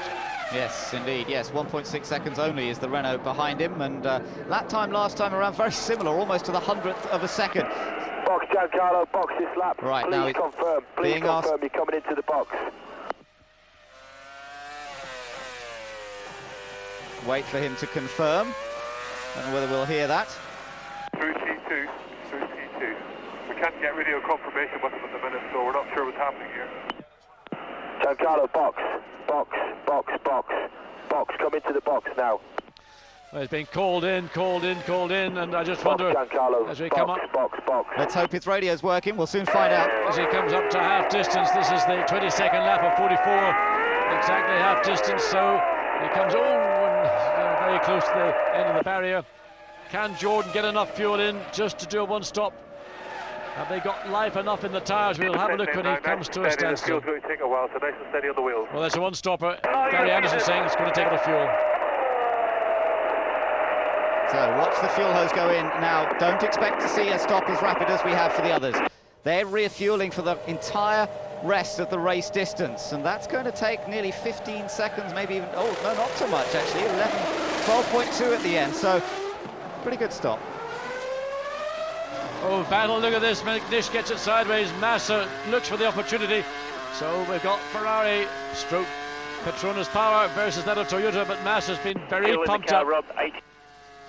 Can he get close? This is where McNish lost out before, so Massa's going to try and slip into that slipstream. He's closing gradually, but he's too far, but he's catching. McNish was very generous previously. Will he be so generous with Massa? Not this time. No, brakes just as late as Massa by the looks of things. These two are battling over 13th position. They have both made their stops. In fact, everybody now, with Fisichella having come in, has made their first pit stop. And it looks like just Fisichella is going. Oh, and Massa makes a big mistake there. Yeah, big lock up. Just grabbed that inside front wheel. Couldn't slow the car down. And now Felipe Massa with his own teammate 0.8 of a second behind. So any error from Massa will be punished by Nick Heidfeld. Yeah, so it's a good little contest between the two Sauber teammates. Just watch him down the hill. Massive braking forces into the right and left at Fagnes. And Giancarlo Fisichella then, the only guy going for the one-stop strategy here. I wonder if it's going to work out in his favour by the end of the race. There you can see him back on track once again. And the Jordan boys know they've done their bit for the afternoon, if it goes according to plan. Of course, if he has a problem, he'll be back into the pits. Takuma Sato still running. He's down in 17th place. We haven't seen Peter Sauber smiling that much this weekend, but he looks a little happier at the moment, even though his two cars are running 14th and 15th currently. There is Fisichella just ahead of Olivier Panis, so that puts him in 15th place as he crosses the line. The confirmation of that, so he's right at the back, but of course everybody else ahead of him will be making one more pit stop. So it's a long day's work for Giancarlo Fisichella, the one-stop strategy. It only pays dividends when you come to the last 3 or 4 laps. Certainly, once the second round of pit stops is shaken out, then we will know whether the wisdom of doing this was worthwhile. It's going to be difficult, I think, to get him in the points, but it depends. In second pit stop, anything can go wrong. Once again, Massa locks up. Nick Heidfeld gathers up the car, picks up the speed. And now Felipe Massa's got to be looking backwards more than he's looking forwards towards Alan McNish. Yeah, that was a mistake from Massa, and Heidfeld seen it, sensing the opportunity. Oh, this is getting a bit risky, boys. Don't take each other off. Peter Sauber would not have a smile on his face then. No, there's no point in Heidfeld doing what he's doing, because there's no way around the outside of the corner there. It's very slippery on the outside. You just got to be patient, wait for the opportunities where they come. There are certain parts of the circuit where Heidfeld may be slightly better than Felipe Massa, but round the outside in the reverse corner is not one of those places. Got two drivers who are currently don't have a seat for next year. That's McNish and Massa, both striving to earn a seat for the 2003 season. Behind them we've got Nick Heidfeld, who has got his confirmed seat at Sauber for next year, and Heidfeld looking for any opportunity to nip past his less experienced Brazilian teammate. So 23 laps completed, we're over the half distance marker now, and it's still all about the two Ferraris. Michael Schumacher having a 19-second lead over Barrichello. You know, you'd think if you're running 17th and last in the race, you wouldn't be trying very hard. Well, Takuma Sato is trying his hardest, because he's just recorded fastest sector times in the first 2 sectors on his, what is now his 24th lap. Still watching this battle between the two Saubers and Alan McNish, and it is the battle for 12th, remember. Just looking back now from Felipe Massa's car, flashing past the grandstands, using the curb. Such a dramatic shot as you watch the car behind coming up through Eau Rouge. That steep incline taken at 200 miles per hour. The car cornering at its maximum pace just about, and now up to Les Coombes once again. And it's still the battle that continues, but up front it's all about Michael Schumacher. And that car, just, it's serene the way it climbs up through the Eau Rouge over Radion. And now Takuma Sato, he's already going to be lapped. There's Sato, there is the race leader. So Takuma Sato, his last lap 151.3, Michael Schumacher's last lap 148.1. So 3 seconds per lap difference. And he's just going to eat him up. And basically, by the time they get to the bus stop, I think you're going to find the gap to Sato and to Michael Schumacher virtually. Well, Sato's going to have to start using his mirrors. He'll be getting blue flags and blue lights in the cockpit. Astonishing performance this, John, so far from Michael Schumacher. 24 laps have been completed. He has nearly 45 seconds over Juan Pablo Montoya. That equates to nearly 2 seconds a lap, effectively. For the number of laps we've had and the distance between them, how can that be possible? Nearly 2 seconds a lap advantage for Michael over the Williams of Montoya. And when we look at the rules package in Formula One, which has had stability, it's very restrictive. It doesn't allow you a great deal of ingenuity, if you like, because all the designers have to work to the same set of rules. It just amazes me that Ferrari have been able to come up with a car this good this year. Well, I think that, a part of the factor is that Well, Michael Schumacher's contribution to Ferrari is enormous, and it's his ability and his motivation that drives the team forward. Also, people like Ross Brawn, Rory Byrne, and many, many more in Ferrari, they've sat down and said, look, what does it take to win a Grand Prix? They're intelligent people. There are intelligent people in Williams and in McLaren as well. But Ferrari have actually managed to conquer all the requirements, and they've got reliability and they've got good horsepower to boot. I think having Bridgestone tyres over this season has also been the right choice for Ferrari. Just looking further down the timing screens, they've still got this battle going on between Fisichella and Panis. This is fairly crucial because, of course, Fisichella's got a lot of fuel on board at the moment, but he's desperate to stay ahead of Panis, who will have to stop again later on. But it would be a great advantage to Giancarlo to stay ahead of the Frenchman. Panis knows that only too well and will look for any opportunity to nip past. They might be battling over the penultimate slot here currently, but it's still just as intense. Down 2 gears for the Canadian. Not quite out to the edge of the curbing. We've seen others get over it, and Anthony Davidson said that's what happened. He caught that curbing, and he said every lap in this race until I went off was effectively a qualifying lap. He loved it. Sorry he made the mistake. Sorry for all the hard work the guys put in without any return. Well, a little bit of oversteer correction there from Olivier Panis. These two Honda-powered cars looking fairly evenly matched, and although Panis, I think, capable of going that much quicker, he should be able to go past Fisichella, you would think, with consider the difference in fuel loading in those two cars, but he just can't quite find a way, and much the same story here. It's still McNish, Massa and Heidfeld enjoying their own little private tussle. Well, I think the difficulty is, although the Jordan is heavier, they've got identical engines. The Jordan is the better of the two cars. I think there's no question about that. And every time Olivier Panis gets close to the back of the Jordan, usually it's coming up to a corner, then I suspect he would say after the race, well, I just lost front-end bite and I couldn't do any more than I was doing. Just a quick point to mention that we saw Ralf Schumacher spin earlier on, you'll remember, and he dropped a position to Jarno Trulli. Trulli now running in 6th place, but Ralf has just caught him up a little bit over the last few laps, so that the gap between them is 0.8 of a second. So Ralf isn't quite close enough to really pressurise Trulli, but there is a closing of the gap between the Renault and the Williams, chasing that last World Championship point, of course.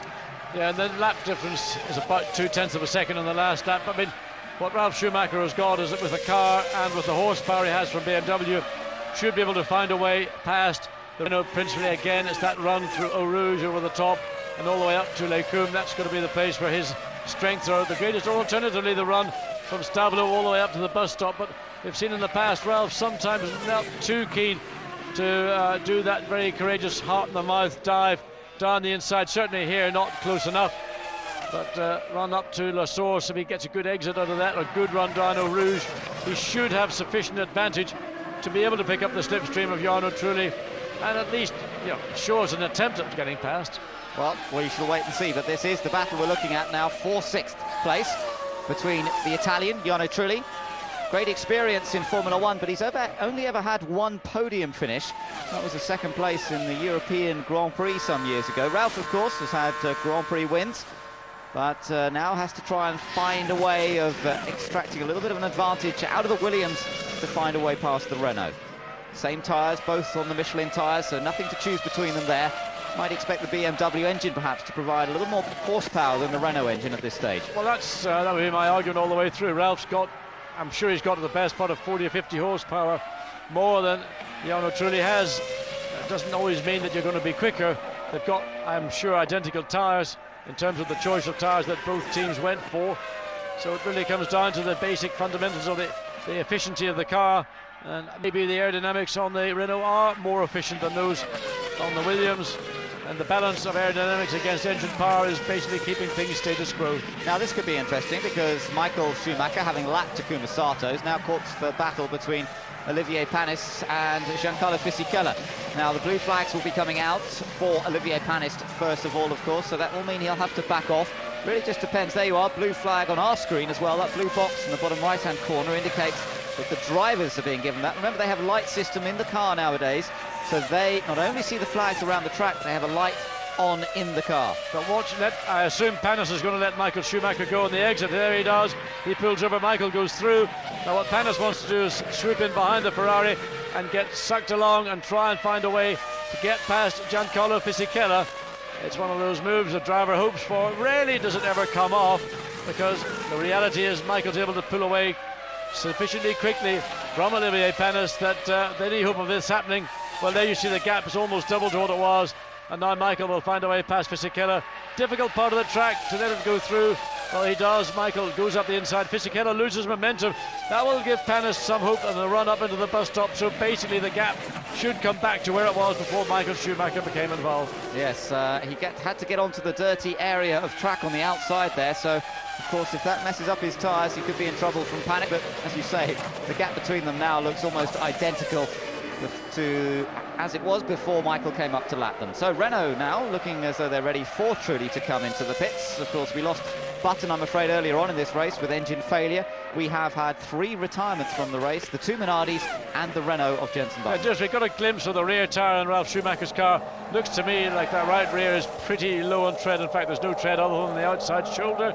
A bit of no, they just got the air starter in case there's a problem for Sato. No problem, goodish, 10.3 seconds, probably not quite as good as they'd have liked. David Coulthard runs in 3rd place, 1.8 seconds behind Montoya. Looks more when you see them come through Blanchimont, but of course it's measured as they come across start-finish line. So Sato on a different strategy, of course, to Fisichella, and Sato has been running last, was lapped just recently by Michael Schumacher, but he's made his 2nd stop, and they had to fill the car up for 16 laps still to go. Now Raikkonen, here he is, as you said, a little bit behind Coulthard, and Coulthard himself 2.1 seconds behind Juan Pablo Montoya. These 3 have been together throughout this race from the very first lap, and that's not going to be decided until we get to the end of this race, I think. So Sauber waiting, and as Renault now, well, they've done their service, they just walk back out onto the pits. In fact, no, they're waiting for the service for Trulli to come in. Kimi Raikkonen, some 2.5 seconds behind his teammate. David Coulthard did lose out on that last lap, went from 1.7 to 2.1 seconds, just under half a second. So Montoya appeared to be able to run that little bit quicker. That was lap 28. And Raikkonen struggling, I think, very much like all the Michelin runners in the race. They have not got the pace, the drop-off in performance between that one single qualifying lap that we saw, particularly from Raikkonen, but also to a lesser degree from the 2 Williams. And it's, whoa, Massa. Well, there's a bit of a charge and a barge, and that was just over the top from Felipe Massa. And you saw how it cost him as well, because they couldn't get the jack under the front of the car. Still did a good job, though, 9 seconds in spite of that. Possibly lost a good second or more, while Felipe was just over the top. Michael gets past Heidfeld, so Heidfeld now goes a lap down. And the interesting thing here will be, will Massa, as a result of that pit stop, be able to get past Alan McNish? Of course, we'll wait for McNish's 2nd stop before we can find that out, for Ferrari are preparing. So Ferrari now getting ready themselves for a 2nd stop coming up. Presumably Michael Schumacher, he was the first to stop the first time around. We are on lap number 30. This was Massa coming in a bit too fast, and his poor front jackman pushed well out of the way. Yes, and also the 2 front wheel changes very close to getting clobbered as he sort of slithered to a stop. So McNish with pressure from Michael Schumacher putting a lap. Michael will want to get past. McNish does the right thing, backs off. What he doesn't on the line means Michael's got to go offline. He'll not be overly pleased about that. He might have a little word. Backs off. What he doesn't on the line means Michael's got to go offline. He'll not be overly pleased about that. He might have a little word quietly with McNish and say, when you're being lapped, you go offline, not the race leader. Well, we're expecting Michael Schumacher in. We see Jarno Trulli into the pits as well as the Renault team go to work. They are desperately trying to keep Trulli in position ahead of Ralf Schumacher, remember. That is the battle between these 2. It was less than a second before these pit stops were made. And now Michael, is he coming in? Michael Schumacher is coming in, as is McNish. So Toyota and Ferrari coming into the pit lane. Race leader comes in, lap 29. And so's Heidfeld as well. So there's a battle going on between Toyota and Sauber for position. And remember, Massa is already back on track, having made his pit stop. So Michael in, smooth, neat and tidy. No problems coming to a stop. We watch the mechanics at work. And again, the well-drilled crew practicing every eventuality, makes it look easy. heads on down pit lane. Sticker tyres in the front. Barrichello comes up. He's going to regain the lead, but it'll be brief. And there was McNish just coming out. It was going to be close between McNish. Yeah, he got out in front again of Heidfeld. Where's Massa? There's Massa. Now Massa's got a bit of a run on McNish. These two have been battling. Here comes Massa. He's got it. There's no way McNish is going to challenge him just out of the pits like that. Not with a fired up, inspired. Well, Felipe Massa, courageous. I wouldn't want to go eyeball into that turn, particularly just coming out of the pits where your tyres are just fresh as they are. And you'd like to get one corner through you before you start challenging someone like Felipe Massa.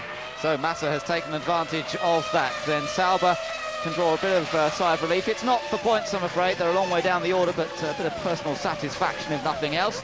That brings Massa ahead of Alan McNish and the Toyota. Now Barrichello leads this race by just a fraction after Michael Schumacher has made his second stop. It's amazing to see how close they are on the road, though, considering Michael's now made 2 stops. Yes, I think it's just awesome what we've seen from the world champion here this afternoon. I think he made a point in Hungary when he dropped back behind Barrichello and then drew up some 4.5 seconds, and then 2 laps drew up to the tail, set a new lap record in that race, but has just driven away from his teammate. Different tyres, of course. That looks like Irvine or De La Rosa. It's in fact Irvine, yes, Irvine and Salo in. So De La Rosa and Salo have got out of sync, which is probably just as well for both teams. A pretty good stop. A good stop, Irvine, who came in 8th. Let's see it, Mika Salo. Salo goes by, he came in 10th, so this battle for the final top 10 positions. Not really a battle between Salo and Irvine, more a battle with Irvine and De La Rosa, who has been running strongly in 7th. Still 17 cars in this race, only 3 retirements so far, and Davidson, Button and Webber, the unlucky trio not to have got to this stage. Rubens Barrichello into the pits then from 2nd position. So the well-oiled machine goes back into action. It looks so simple. The wheels come off, the wheels go on. There's none of this sort of jamming that we've seen in the past where heat expansion at different rates. At 9.1 seconds, well, 0.3 of a second slower than we saw for Michael Schumacher. Rubens comes down the pit lane, nobody coming up the start-finish line, so he rejoins the track, clear air, and when this lap is completed, no doubt he will find himself back in 2nd place. 3rd place man is Juan Pablo Montoya, and he's still a long way behind, despite the fact that Rubens Barrichello has made his 2nd stop. There you can see Montoya just coming through Eau Rouge, and indeed Williams are now preparing for the next stop, which we presume will be Ralf Schumacher. It is. Ralf has come into the pits, so Ralf having a disappointing weekend, had that spin up at Les Combes, running in 6th place when he came into the pit lane. De La Rosa much further behind, not in contention in reality, so let's watch and see what Williams do. Problem. It wasn't in gear, or had he a problem selecting gear, or was it a clutch? Something's wrong with the Williams, and Ralf Schumacher really struggling. I wonder, was that either the clutch or the gearbox? He seemed to struggle, just hesitated, almost came to a standstill, got it. Oh, watch the white line. That could have been an error, could have been a drive-through penalty. Battle for position here, yep, that is Villeneuve going through there, John, because he was behind Trulli and Ralf before the pit stop, so Villeneuve has gained a place on Ralf Schumacher. There's only 1 stop, so he's got to come back in again. So Ralf doesn't really have to worry very much. What he needs to do is not get trapped behind Villeneuve as we wait for Villeneuve to make his 2nd stop. Trulli definitely gaining an advantage there. We saw them close together before those stops, and Ralf might have been able to get out in front if they hadn't had this problem. Let's watch again.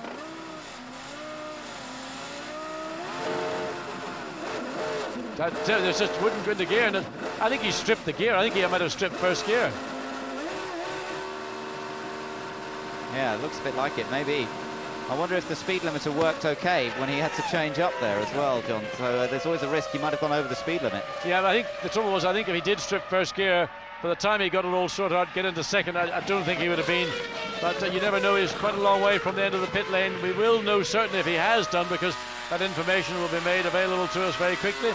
So back out on track, he shouldn't really need that gear again, though. The La Source hairpin bend traditionally is a 1st gear corner, though you can take it in 2nd gear.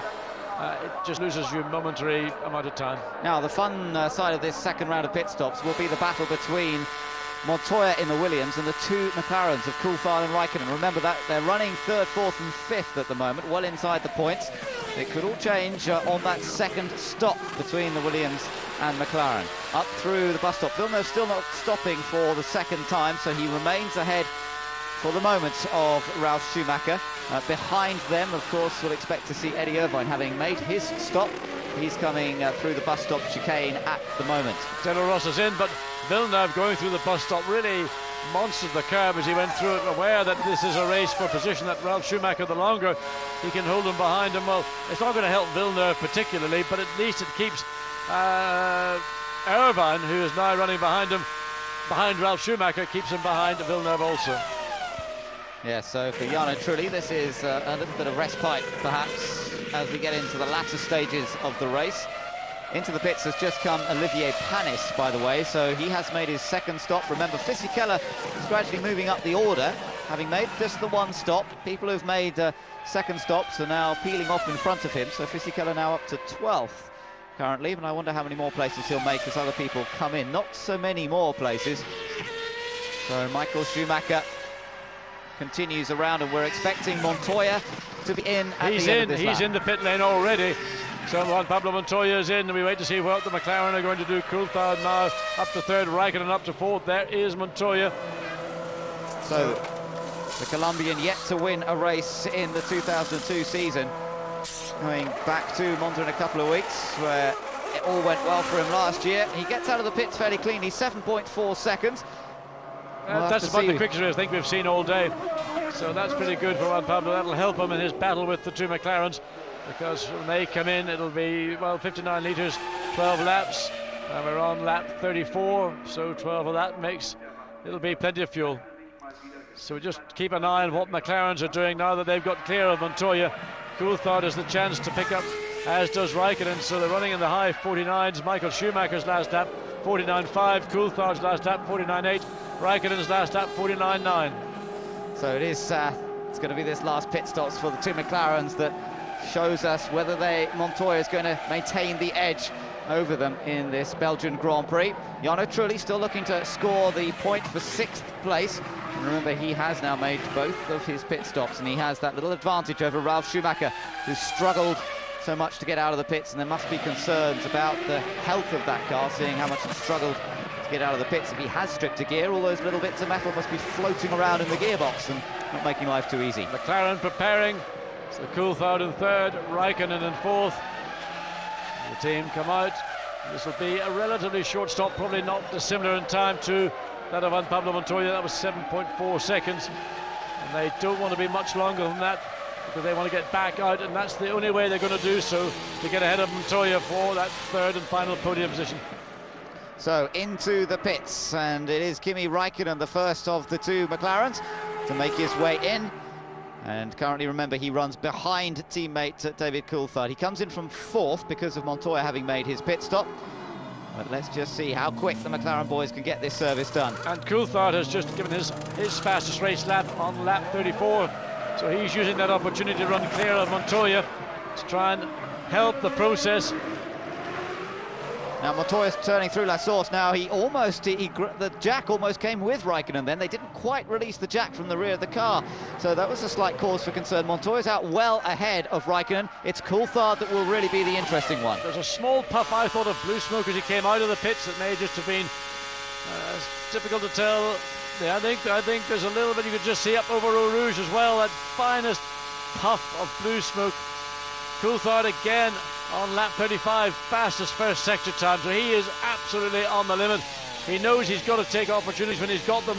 This is an opportunity. When he comes into the pits, he wants to have picked up as much time as possible on Raikkonen and on Montoya.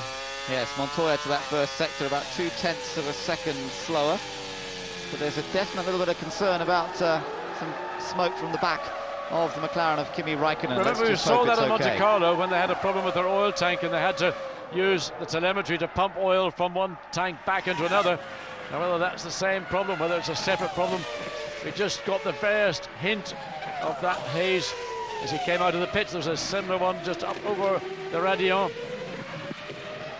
Now, let's just wait and see. Here comes David Coulthard, hopping over the curb. This is his crucial stop. Oh, he really slams on the anchors as he reaches the marker of the speed limit. Now he just has to sit with the button pressed and keep it to the speed limit, 80 kilometers per hour, 50 miles an hour, all the way down to the McLaren pit. And they're into position now. Let's watch for Montoya. He's heading through the bus stop. So Montoya in third place. Raikkonen somewhere behind him. Coulthard coming again. Fantastic stop there. 6.2 seconds. There is Coulthard. There is Montoya. It is not going to happen. He will rejoin in fourth place behind the Colombian, but he will certainly be close enough to him to at least get something out of that superb stop by McLaren. So they must have started, David, with a fair old bit of fuel at the start of this race, because two fairly rapid stops for him. And the car must have been reasonably heavy in the early stages, but it isn't quite enough for them to get him out, back ahead. And what's this, bit of clearing up still going on in the McLaren pit, or is there some other concern Well, here? Raikkonen's coming in. Raikkonen has got a problem. We picked that up on the exit. He's coming in, and we're looking at the times. Kimi Raikkonen, I think, is out of this race. He's going to come in and drive straight into the garage, because that blue haze where we saw coming out of the left-hand side. Well, there's the blue haze. It is now an absolute... and that's how he's going to stop. He can't even make it back to the pits. So that's up at the top of the circuit at Lake Coombe, and Kimi Raikkonen's weekend is over with a bang. That is such a shame. He had a run of bad reliability earlier on this season, lost an engine in Malaysia very dramatically, remember, also had an engine go at the A1 ring, but what a shame. Germany too, ultimately.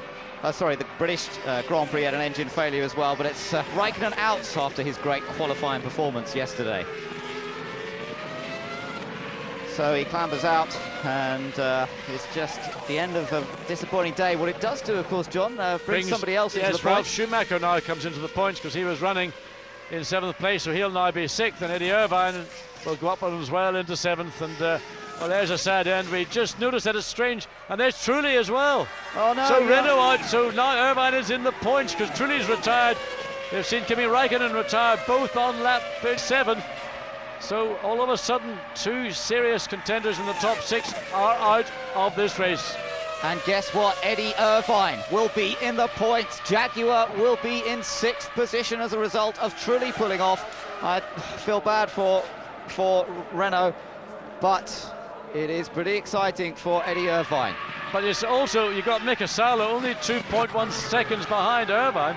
So by the time Irvine comes through, finds that he's gone from 8th to 6th, he's obviously going to be a happy camper, but he has to keep the pressure on, because Salo, 2.1 seconds. The difference in lap time is that Irvine is fractionally faster, so it shouldn't in reality be a threat or a challenge to Jaguar, but nonetheless it's sufficient on lap 37 to keep Irvine honest. So Michael Schumacher, well, he's ahead of all this what's going on behind. And we're taking another look here at the battle that's going on between Villeneuve and Fisichella. This is the battle over 11th. So Fisichella with that, 9th place, with the other people having stopped on the last lap. It's actually 9th. Fisichella's made up a fair bit of ground, courtesy of his single stop strategy, but he now finds himself with a 7.9 gap between himself and De La Rosa. So there's not much prospect of him actually earning more places. No, I think that all he can do is defend his position. He's got Villeneuve pressing Fisichella for that 9th spot. Of course, money is paid because of the way that finances are arranged, so it's important, because when it all comes out at the end of the year, your positions all count, it's all tabulated, and it all goes towards the income of a team. So this is a battle, and while it's a battle of pride as much as anything else regarding the two Honda teams, Fisichella's struggling really as much as Villeneuve as they come through Rivage. Coulthard's still keeping close to Montoya, isn't he? This is the battle for 3rd, remember, and Coulthard, despite that great pit stop from McLaren Mercedes, didn't get out ahead of the Colombian, but now he's certainly keeping pace with him. Well, he's certainly pushing hard, because he was very quick in that first sector. He can get so close, and then he maybe has to be careful in the middle sector, where Montoya's car isn't as good as the McLaren, but he can't get close enough to pass. Also, Ralph Schumacher suddenly woken up. He's pressing a little bit harder too, but running in the 1:51s, where these two are running in the 49s. They're in fact running quicker than race leader, quicker than 2nd place. Yes, Michael Schumacher has really backed off the pace, certainly on the last lap. He may have been dealing with traffic, but it was a 1:52. These guys in the 1:49 second bracket. But just to remind you, Michael Schumacher has fastest lap in this race at a 1:47, a full 2, nearly 3 seconds faster than the pace they're setting. Ben Mika Salo, well, it was 1.8 seconds, just catches as they come across the line, so it's back to 2 seconds. So Salo clearly pushing also to try and take that final point championship situation, number 6. Irvine holds it, Salo wants it.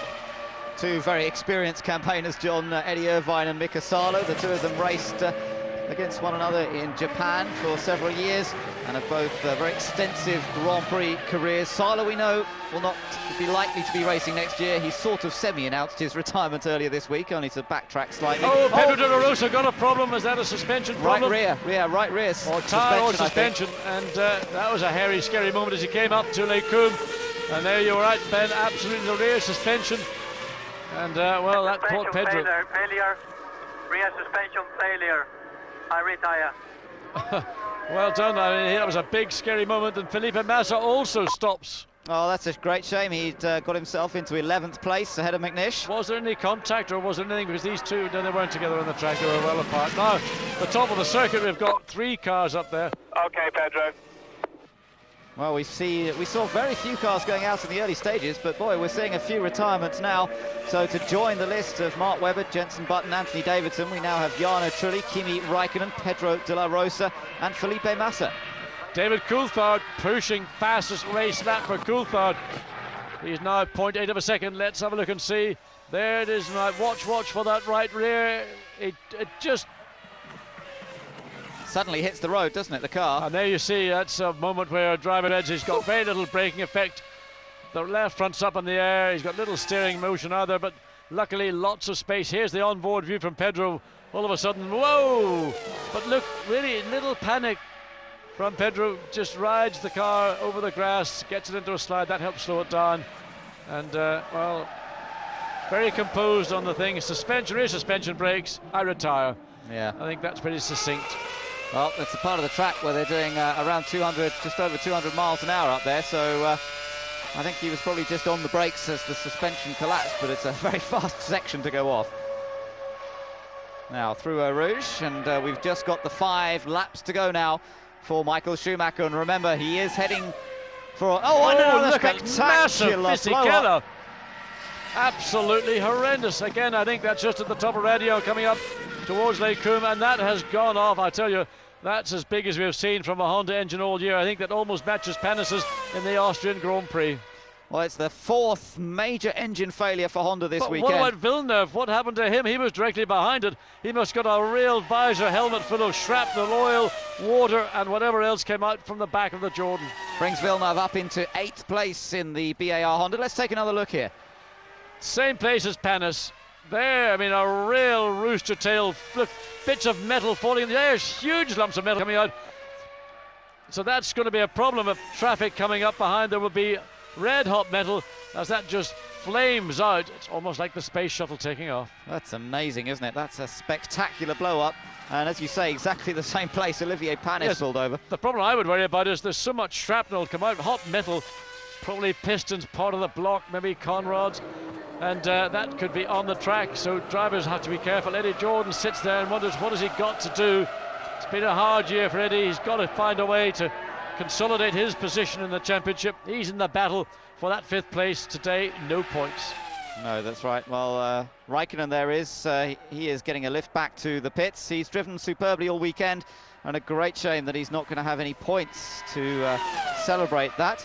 Meanwhile, Montoya still looking to grab the final podium position here today. Still Coulthard very close behind him, let me tell you. Last time they came through, Coulthard in 4th was only 0.6 of a second behind Montoya. Last lap for Michael Schumacher, 1:54, and both Ferrari drivers getting instructions from the pits to just slow down.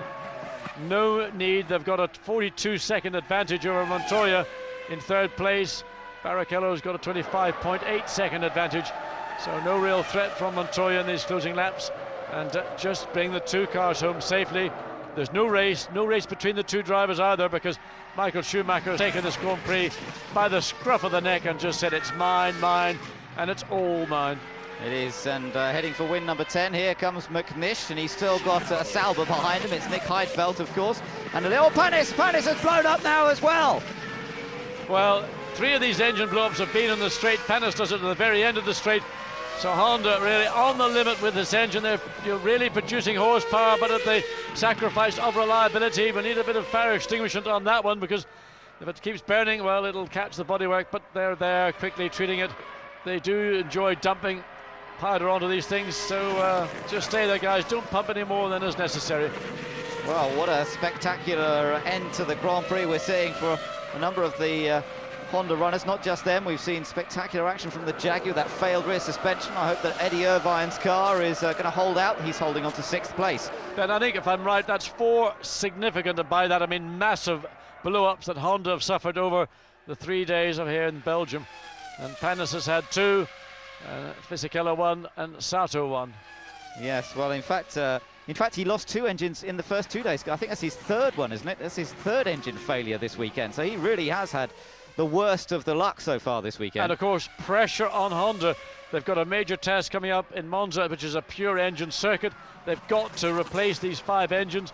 So the whole cycle of servicing the engines, you know, this is what makes Formula One tough. When it gets bad for you, it gets worse. Scary place. It's the same place, of course, that De La Rosa's suspension collapsed. Again, it's that up to over 200 miles an hour up there.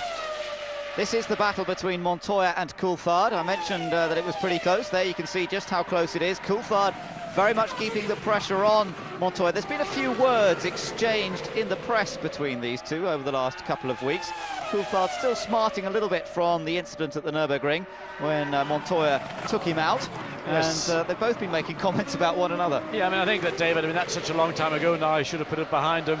Nevertheless, he appears to use that as an excuse for the comments that he made in one of the weekly magazines. And, you know, it's easy to make comments about another driver. Sometimes it's relevant, sometimes it's just a waste of time. Well, I'm sure there's still a fair amount of respect between these two. It's not as if they're quite at the stage where it's no holds barred, but they've both been making their comments. Montoya made the comment that perhaps Coulthard should watch out for his teammate Raikkonen and concentrate on beating him. Coulthard actually responded, fair point. That's what I intend to do. I think he said Montoya should have... Montoya said, yes. But, I mean, it was a fair point that Raikkonen that Montoya made, because, you know, it's all right firing off bricks at alternative and competitors, but don't forget that if you're vulnerable in your own team, and David is vulnerable in McLaren, he was out-qualified. In qualifying, he's done a very strong job. He outraced Raikkonen here today. Raikkonen retired with an engine failure, but David really had the better race car, the better race setup. That choice of the slightly harder Michelin tyres suits the driving style of David Coulthard, and of course Coulthard's forte is racing rather than being that one single blinding fast lap. Well, he's racing hard here throughout the Grand Prix, but he's running out of time. Michael Schumacher's just gone over the line again to make it just 2 laps to go here. 2 longish laps. It's the longest Grand Prix track. Massa has walked back. It's a pretty severe looking Felipe Massa, isn't it? Usually he's got a smiley face, but no smiley face from Felipe Massa at the end of a hard-fought but ultimately overly short Grand Prix. So into the bus stop. This is the 43rd lap. And not really much to pick and choose between them. Amazing, even at this late stage in the Grand Prix, still using the curbs fairly hard through there. It looks like stalemate between McNish and Heidfeld as Barrichello comes up to lap them. Yes, and of course, Michael Schumacher's dropped back even further. I mean, he's been dropping for 3 and 4 seconds a lap now on his teammate. So allowing Rubens Barrichello to close up, not to maybe highlight the domination that we've seen from the world champion here this afternoon, and to make it look a little bit more respectable. So the gap down to just under 10 seconds at 9.365 to be precise. Well, Ferrari heading for a 1-2 finish here this weekend. Yet another one to add to their tally of 1-2 finishes so far this season. Coulthard still keeping in behind Montoya. Let's just ride on board the McLaren for a moment.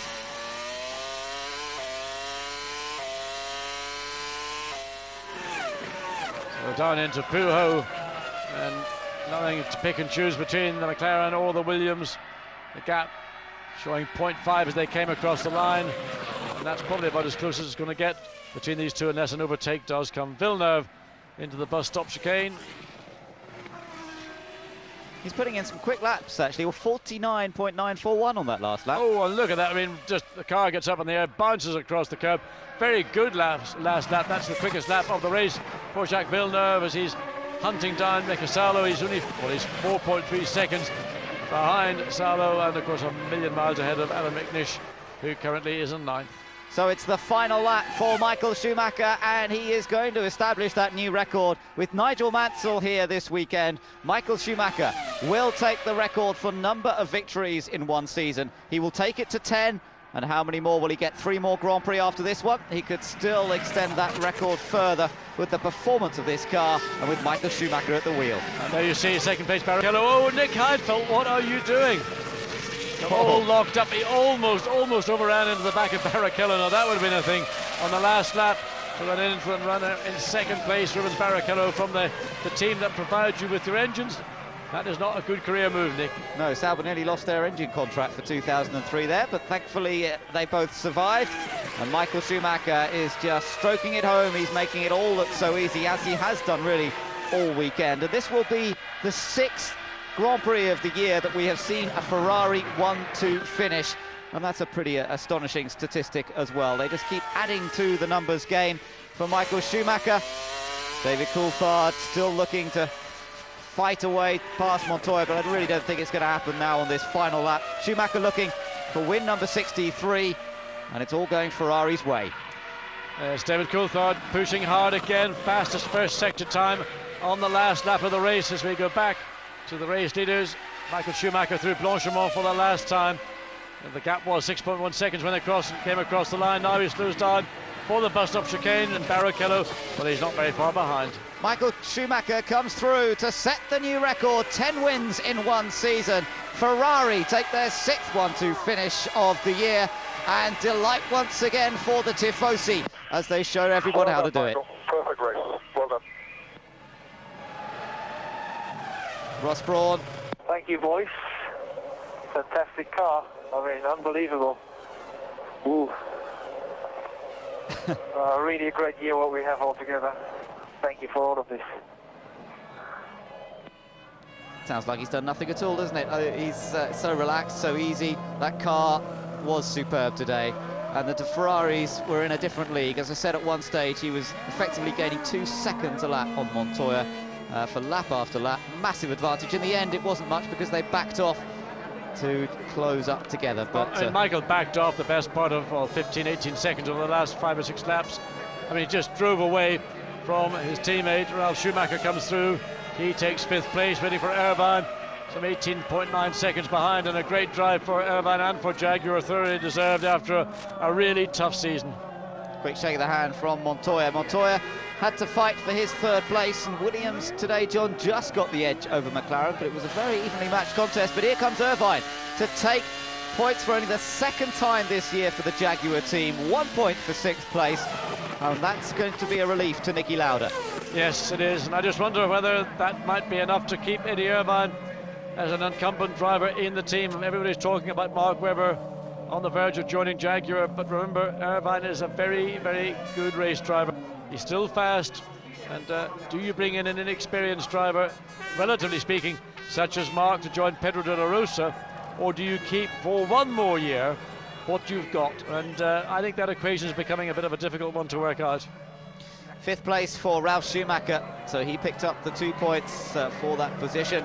But in the battle, certainly Montoya just gaining the edge over Coulthard. It was pretty hard between the two of them all the way. Little discussion going on in there in the minibus. Yeah, they all look very cool, calm, and not particularly physically worked out. So they'll be bussed down to the press room, to the unilaterals, and we'll get an interview with Michael Schumacher. He can tell us, I'm sure, that this was the best Ferrari I've ever had. The tyres were, I've never had better Bridgestones. So there we are, the results from Belgium. Schumacher Barrichello make it a Ferrari 1-2 again. Montoya beats Coulthard in a battle that proceeded throughout the race. Ralf Schumacher made 1 mistake, had a poor pit stop as well, ended up 5th, and Eddie Irvine getting the final point in 6th. Salo and Villeneuve had a hard afternoon, but had nothing really to take home from it, except 7th and 8th places. No points were awarded there. McNish in 9th, another Grand Prix finish for him at least, ahead of Heidfeld. And the other finishers were Takuma Sato and Olivier Panis. They were classified, Panis, although of course he didn't actually finish the race because he suffered that very spectacular engine failure. But enough laps completed to still be classified. I think we've seen the domination of dominations today, and I don't know what Rubens Barrichello must think. He had the choice of the race car or the spare car. He went for the spare car. He also opted for the harder of the 2 Bridgestone tyres. No doubt that hurt him in overall pace, but of course it's about a balance and the ability to open the throttle, and he felt that was better for him. But the penalty was he was never really in the show today with Michael. In the initial laps he It's ran behind him, but once Michael's got his head down, he set that sequence of lap record after lap record and just pulled away from the Brazilian. And I think that, well, Ruby's face, he seems happy enough. He knows. That's interesting. He's saying his water bottle wasn't working. It was nice after doing that. Just I didn't. Well, they're all happy campers. You know, they're like schoolboys when they get together after a rugby match. It's all get a few beers in, lads, and that's a bit of a sing-song. You know, they've got to go through the press conference and all the other responsibilities before they can do that. He's like his mum now. He's getting him to do his sort himself out, tidy himself up. It's that new beard, you know. Well, it's good to see the competition on the field is intense. There have been words and almost words and war between Montoya and Michael Schumacher. Rubens maybe not quite in that league, but now just waiting to go into the unilateral room to hear what they have to say to describe their particular day's race. And we'll very quickly be able to go in and join them and find out. I'm interested in Montoya really, because having had a difficult weekend so far, he managed to come through to take that final podium position and elevate himself above Ralph Schumacher to be near third in the championship. Time for them to come out. There is Ross. First time they've found each other since the end of the Grand Prix.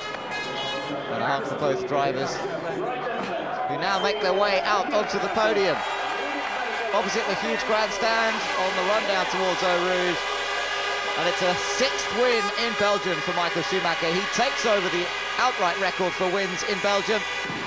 He was tied with Senna, and now, once again, he's a step ahead.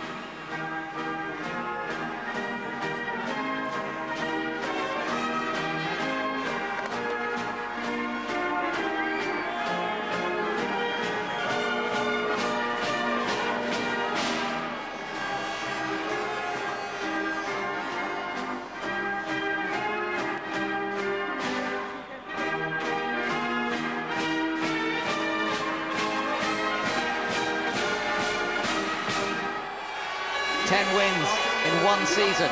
Michael Schumacher has broken the record that he held and Nigel Mansell held jointly, but now it's all changed once again as he wins in Belgium.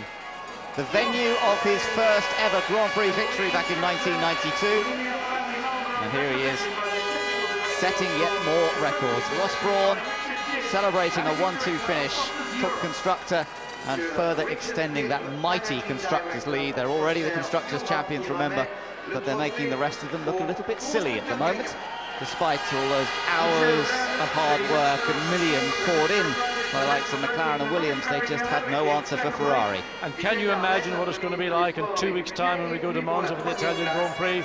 With this type of domination, that place is going to be buzzing. And the prospects of what we've seen here today being repeated in Monza unless there's some real drop-off in tyres, I have to say we can only expect very much the same.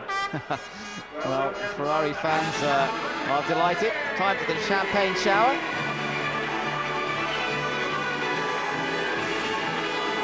Ross is staying there. He's not run around the corner yet. There's a bit of a battle going on with Ross Rubens.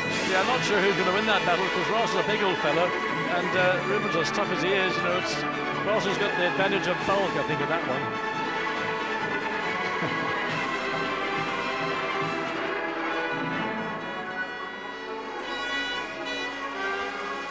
Very wet and very sticky. Oh, it's good to see Rubens actually having a little drink of it as well. Yeah, well, Ross does appreciate a nice bottle of wine, the mum champagne being sprayed, but of course when it gets in your eyes, it stings, it's sticky. And Michael doing that wonderful impersonation of a French wine waiter, where he anyway, puts it up to his mouth and just pours it. Those are handed down to the team take them back to Maranello and they display them proudly. Time for the photographs. To capture the moment, and a big smile on Michael Schumacher's face, and they will be heading down to the press conference room in just a few moments' time. Michael can be asked, how does he feel? Well, he says he doesn't always find it very easy to talk about how he feels at moments like this. And of course, beating that record, perhaps not quite as significant as some of the other records he has achieved, but it is significant nonetheless, a mark of Ferrari's performance advantage this year. Yes, I mean, Nigel Mansell did it in a time when he really did have a massive technical advantage with the active Williams Renault that he raced in, and but Nigel used it incredibly efficiently to win those 9 races, as he won his World Championship in the Hungarian Grand Prix. Michael was able to do it just that little bit earlier, and now has gone on to exceed those 9 Grand Prix wins in the season. But one has to say the advantage that Michael Schumacher and Ferrari have enjoyed this year is equal really to that of Nigel and Williams back some 10 years ago. Yes, I would agree with that, John, and maybe not in quite such an obvious way in terms of the Williams package that year, but with the restriction on the rules these days, in some ways it's even more remarkable that they've been able to come up with a car that has this sort of performance advantage over the likes of McLaren and Williams. And it's not just performance, it's fundamentally reliability. This is the 50th occasion, another anniversary when Ferrari have been on the podium, at least one driver. Here they got 2 drivers. So to celebrate your 50th anniversary with both drivers on the podium, first and second, I mean, where do you go? You've got all the superlatives, there's none left. Well, I'm sure it'll only fire up the likes of Ron Dennis and Frank Williams to come back at them next year. It might be the fact that they've had to write off the 2002 season. They won't give up in the remaining 3 Grand Prix, and I'm sure that given a little edge, a little change in weather conditions, they'll still be hunting for victories. But you have to say, 2002 is about Ferrari, it's about Michael Schumacher and Rubens Barrichello. Next year could be a very different story.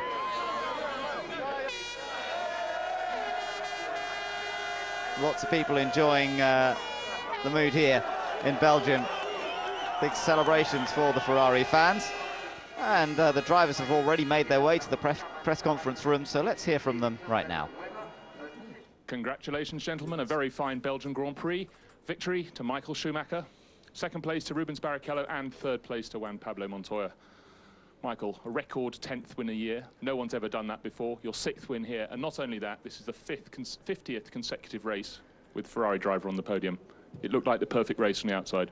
It very much did. I mean, I think we haven't really expected anything like that.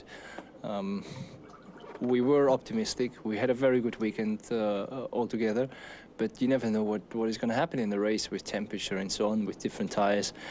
Then we managed a very good start where Rubens and myself, we immediately went up front, and that was basically the decision for the race, where we could drive our own pace and drive it home. Now, with the work done, 2 successful stints, 2 pit stops, you came back out and you had a lead of over 25 seconds, and at the end it was down to 2 seconds. Was that you just taking it as easy as you could, or were there any problems? There was no problems. I mean, we saw a lot of engines, they blew up, and it was just precaution that there's no reason to stress anything harder than necessary. Obviously, there's 2 seconds between Rubens and myself, but there was another 10 seconds, I think, roughly to Juan Pablo, and in this case, we were able to take it a little bit more easy. Michael, thank you. Congratulations. Rubens, as Michael said, you both made good starts and you managed to work your way past Kimi Räikkönen by the first corner, so that must have given you a great deal of pleasure. Oh yeah, because it was on the back of my mind how quick Kimi could go, and obviously by overtaking him by the start, it was a lot easier for us to just set our times. Unfortunately, I mean, I had a lot of trouble this morning with the setup, so I was a little bit in the dark for the race, and I had a little bit too many blisters on the tire. But altogether, I think from where I started on Friday with the small problems on setup and everything, I think it has been a good weekend. Now, it looked as though you had a rather nasty surprise with a few laps to go when you came onto the start-finish straight and found a wall of smoke from Felipe Massa's engine. Yeah, not just that, but it was panies on the top of the hill as well. I thought, they were, right in front of me both times, and I was looking not just to find a way, but to see if there was oil, because if you get the oil, you're just a passenger. So, but luckily, I managed to go through. Rubens, thank you. Juan Pablo, like Rubens, you also managed to put Kimi Räikkönen behind you in the early laps, but you never really managed to drop him off your tail or David Coulthard, so it was a hard race. I think it was a pretty hard race. I think especially with Kim at the beginning. We pitted the first lap at the same time, and when we pitted, I think it put a lot more fuel in to go longer, but after that I never saw him again. Then was the fight with David to the end. I think it was very important the hour laps were quick enough to manage to stay ahead. Now, with Rubens finishing second and you third today, he's stretched his advantage to 7 points over you in the battle for second place. Any chance you can turn that round? But you never know. If Rubens has one DNF, things could turn around really quickly. So, we'll see. Next few races, hopefully quite strong for us. Juan Pablo, thank you. Michael, finally back to you. Next race, Monza, home of a certain team for which you drive. Very good place to maybe go for win number 11 and stretch that record of yours. I don't think we should ask for too much, honestly. I mean, we have achieved so much this year that it would be probably a little bit, arrogant to ask for more. We just take what comes and we do our best. And obviously, we would like to do our best and take another victory as Ferrari in Monza, because that's our home Grand Prix. But wait and see. I mean, it's a long circuit. We have seen Williams going very well there in the past years, and it's going to be a difficult race, but a race where we should as well be competitive. Michael, thank you. Now, gentlemen, if you'd like to speak in your own languages, starting with Michael. So, the concluding remarks from a well-won Belgian Grand Prix from Michael Schumacher, an easily won victory for him. And as he said, he can never tell how it's going to be, but today they really were in a class of their own. Yes, I mean, very modest, I think, in his comments, and he knew that he had a pretty good race car. But also, he drove a fantastic race. He just got the lead. He had Rubens behind him for 5-6 laps, but inevitably, the pace that Michael was then able to run at for those sequence of laps, where he just knocked every lap virtually a new lap record, ending up on 1:46.933. I mean, it's just awesome what the guy is capable of doing. And considering he started Formula One in '91, and here we are in 2002, and he drives with that commitment, that spirit, that desire to win, where other drivers, when they get to that stage in their career, they're beginning to get tired, they're dissipating their efforts into other areas, maybe other business interests, or they're just, had enough. But he's just so young, so fresh, and he loves it. And I think it's the success breeds success. It simply is a matter of that. And with people around him, such as Ross Brawn, Rory Byrne, the entire Ferrari team, Jean Todt, who in a way is the puppet master who orchestrates it, it is just one fantastic team. Now, the good news is most things in Formula One are cyclic. They go round. And we're seeing a real fantastic purple patch for Ferrari. We've seen that in the past from McLaren, we've seen it previously from Williams. So at some point that dial's going to move round and it's going to be one of those other two teams.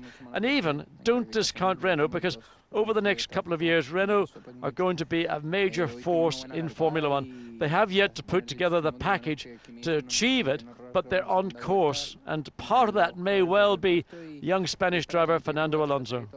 Yes, we shall see how he gets on when he makes his debut for Renault, at least next year. Of course, raced for Minardi last year. Well, we're talking of Monza there, John, a classic circuit, of course, and a circuit, the Italian Grand Prix last year, which was had a huge pall cast over it because of it was the Grand Prix immediately after the September the 11th events, and of course that certainly affected Michael Schumacher greatly. We're looking back now over the highlights from today, a Belgian Grand Prix that saw dominance from Ferrari, but certainly in the early stages we did wonder whether Kimi Raikkonen was going to be able to make a battle of it, as he had done in qualifying yesterday. Schumacher had taken pole position, but it was Nigel Mansell's record and his own record that he was out to try and beat as we got ready for the start of the Grand Prix itself. At the start it was all about the battle for second, and Raikkonen tried to squeeze Barrichello out, but he couldn't manage it. Yes, Jarno Trulli also tried to take advantage of a great start, but went the wrong way around. But David Coulthard fought, but Ralf Schumacher couldn't get the job done to Eau Rouge, but did a great job at the top of the hill as he came up here alongside and was perfectly positioned, dived down the inside into Les Combes, and displaced the Williams very quickly indeed. From there on in, Michael Schumacher just pulled away. Barrichello stayed with him in the early stages. It was this mistake from Raikkonen that allowed Montoya to move into third. And how Raikkonen kept that car on the track in control is beyond me. Here as the battle went on between the two Saubers, Felipe Massa eventually getting the better of his teammate Nick Heidfeld. And then we saw Villeneuve hunting around, trying to find a way past the Jordan ahead, and eventually he could just squeeze past, to the delights of the BAR team. But Jenson Button, one of the first retirements out of this race, it was not going to be such a good day for Renault. So Villeneuve dives up the inside and McNish tries to come back, but the reality was once Villeneuve was there, and a very feisty Villeneuve today, nothing McNish could do. Up front, Michael Schumacher opened up the advantage. Takuma Sato had a rather slow pit stop on that right rear, and that dropped him to the back of the order. It wasn't a particularly brilliant day for Eddie. Things were working all right for Fisichella, but Ralf Schumacher made the mistake up at Les Combes that lost him the position to Jarno Trulli. And Anthony Davison got it wrong in Pooh, who he said he just rode the curb with that right rear wheel, the back end swung round, and then it was that long bouncy trip across the gravel and into retirement, and that was the second retirement for Minardi because Mark Webber went out virtually, I think, at the first lap. Massa came into the pits a little bit hot, but fortunately no one was hurt as a result, and indeed he was able to make up some ground on Alan McNish. At the end it wouldn't work out because of reliability problems. No problems at all for Michael Schumacher. Ralf Schumacher had this problem though, trying to get out of the pits. It didn't go. And it sounded like a bag of nails as he finally got out. Pretty amazing that they managed to get the car to the finish at all after all that. Trulli and Ralf Schumacher had their battle throughout this race, but unfortunately for Jarno Trulli it wasn't to last, as it wasn't to last for Kimi Raikkonen as well.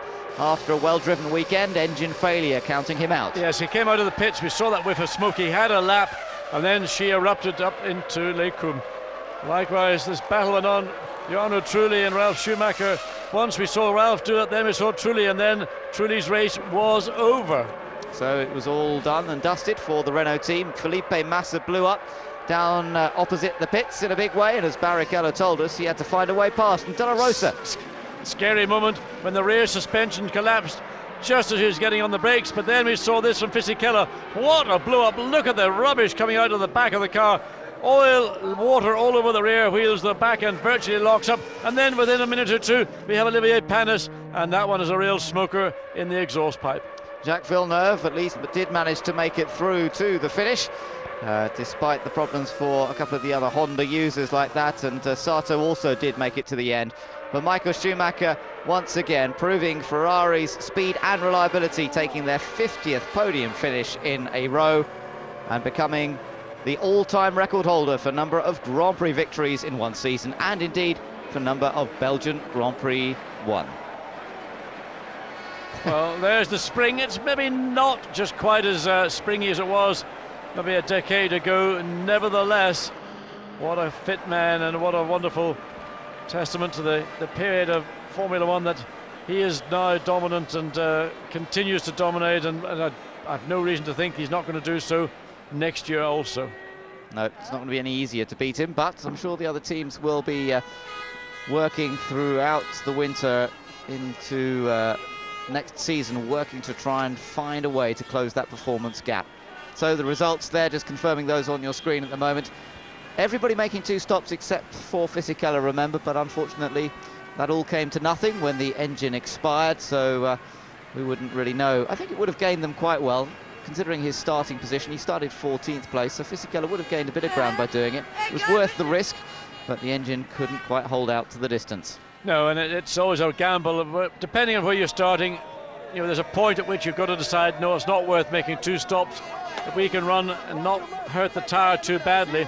Of course, that decision is only made after qualifying, and you make your tyre choice prior to qualifying, so you have to then think about, well, we have made a tyre choice. Is that going to see us through 22 laps, which is what Fisichella did? He went to exactly half distance before he came in. It was a very good stop. Jordan got him back out again, but sadly that Honda engine, as we've seen all weekend, Honda engines have been like hand grenades, and there will be some campers walking down. This is going down towards Eau Rouge.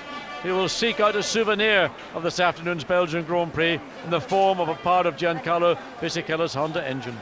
So the pack-up operation begins, 2-week gap to the Italian Grand Prix at Monza. Last year that witnessed Montoya's first Grand Prix win, his only Grand Prix win to date. We expected to see more victories perhaps coming this year, but with the advantage that Ferrari have shown, it's been a little tough for anyone else to score a win. Ralph has of course taken a victory this year in Malaysia. David Coulthard took a win in Monaco, but every other Grand Prix so far this season has indeed been won by one Ferrari or the other, mostly by Michael, with Rubens getting in there a couple of times. We go to Monza, John. Last year Williams certainly were quick there. He had pole position, Montoya ahead of both Ferraris, but I can't really see the prospect for that this time. Well, it was a circuit where the Michelin tyre certainly worked very well. It's a circuit which is about horsepower, about top speed, about aerodynamic efficiency, and it's all long straights, and relatively now these days, tragically, other than the Parabolica, stop-go chicanes. The final chicane, the Bialone chicane, that is actually quite a good corner, but it's about, for me, the best corner that remains on what was once a great Grand Prix circuit. Nevertheless, it still is the cathedral of speed to me. It's one of those magic places to watch a Grand Prix, to hear and see a Grand Prix car going past the pits at 200 miles an hour. That's what they will be doing, and they'll reach about 210 or maybe more before they have to brake into that revised first chicane. Just looking at the fastest laps, look how Schumacher had a lap that was up to a second faster, well, over a second faster in fact, than his teammate Rubens Barrichello, and 2 seconds faster than Montoya, which really bears out that gap that he developed during the race. He was indeed pulling out 2 seconds a lap to the Montoya in third position. Yeah, and credit to both David Coulthard and to Juan Pablo Montoya. Coulthard had his fastest race lap on the penultimate lap, and Montoya had his fastest race lap on the final lap. So both drivers were really hustling and racing to the limit of their machinery and to their tyres until the checkered flag. Yes, well, as the fans look for those little mementos that they can perhaps take away with them, and we turn our attention to Monza. Just worth making the note that, as I mentioned, the events of September the 11th certainly were in everybody's mind last year at Monza, and in fact Michael Schumacher and Giancarlo Fisichella are going to be amongst some Formula One stars taking part in a charity football match at Monza on September the 11th, and they will be raising money for the victims of last year's terrorist attack. So it's good to see that. Fisichella and Michael, of course, always very keen football players anyway, and taking part in that charity match that will occur just before the start of all the race action over the Monza weekend. Just catching up on the Sky Channel with Ross Brawn and saying that, yes, they pushed very hard at the beginning of the race. In fact, today, with the weather, the temperatures being that little bit lower, Ross said he thought that Michael did have the tyre advantage over Rubens, but at one point they actually began to think that both McLaren and Williams could be on a one-stopper. They weren't sure, because the rate that they were pulling away indicated that, well, maybe they have got a lot of fuel on board, and therefore we need to keep the pressure, we need to keep to push. But of course, once they all then made their first pit stops, the story was untold, and then they knew precisely where they stood and what they really had to do for the second stop and then for the final run to the flag. Yes, and it all proved to be quite easy, didn't it? It's funny how some of the Grand Prix this year we have seen Ferrari's domination, and other Grand Prix it has been a much closer run battle. I mean, just think back to Manicourt. I know perhaps that was a bit of a misread situation because Michael had that pit stop penalty, didn't he? And therefore Kimi was in a position. But the McLarens were much, pretty close to the pace of the Ferraris there. At Hockenheim, Ralph was close to the pace of the Ferrari. I suppose it all comes down to the tyre war. And interestingly, this weekend, Michelin seemed to be ahead of Bridgestone on everything else but Ferrari. Well, I think that's true, and I think just it illustrates what a fantastic car the Ferrari is, that it can drag the Bridgestone tyre, which fundamentally was behind the Michelin all weekend. Ferrari being the only team capable of running at the front, starting on pole position, and it was the next car up, I think, was Villeneuve in 13th. Everybody else was on Michelin, but the difficulty, I think, for Michelin was that clearly they've been under pressure to produce faster, maybe softer tyres, which worked very effectively, clearly, in qualifying. But come the race, lower temperatures, it didn't come together. And one of the problems with the softer tyre, maybe with Michelin more than Bridgestone, if the temperatures are low, the softer tyre is not as quick in coming in. Ironic, that's the way the tyre characteristic pans itself out. David Richards making it back to the helicopter for a quick exit from Spa. And that'll make it a nice, easy journey home tonight for him. And look at the Constructors' Championship. No change amongst those guys battling for 4th place in the Constructors' Championship, because none of them were able, I'm afraid, to get in there. Renault on 15 still, Sauber on 11, and Jordan on 7. Jaguar, the only other team apart from the top 3 to score an additional point today. So that brings them on to 4 points. And that is a significant moment, isn't it, John? I mean, Irvine drove well today. I know he was a little bit fortunate in that we had a few retirements towards the end. That new front suspension, the modifications they've been making this year, it's good to see some reward. Yes, the reward really came in qualifying, where Eddie was able to get the car onto the 4th row of the grid, 8th quickest. That was what allowed them to get to be in position, to get out of that battle that was going on with the 2 Toyotas, the 2 Saubers and the BARs. He was ahead of all that, and therefore he was in position when the opportunities arose through other people's misfortunes. And sometimes Jaguars are unlucky. We saw that with Pedro de la Rosa this afternoon, and the other time they were lucky. So it's the rub of the green, and it worked for Jaguar, it worked for Eddie, and just backed up the fact that Eddie Irvine, whatever people might say about his position in Jaguar, he delivered today for the team.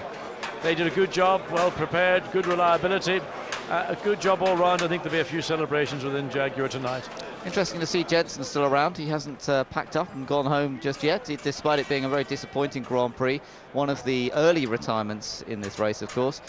So it's a bit of a Belgian Grand Prix weekend to forget for him. Yeah, he may not have been able to get back to the pits particularly easy, because he was on the part of circuit where there's no direct access back to the access roads that are all the way through the forest back to the pit lane.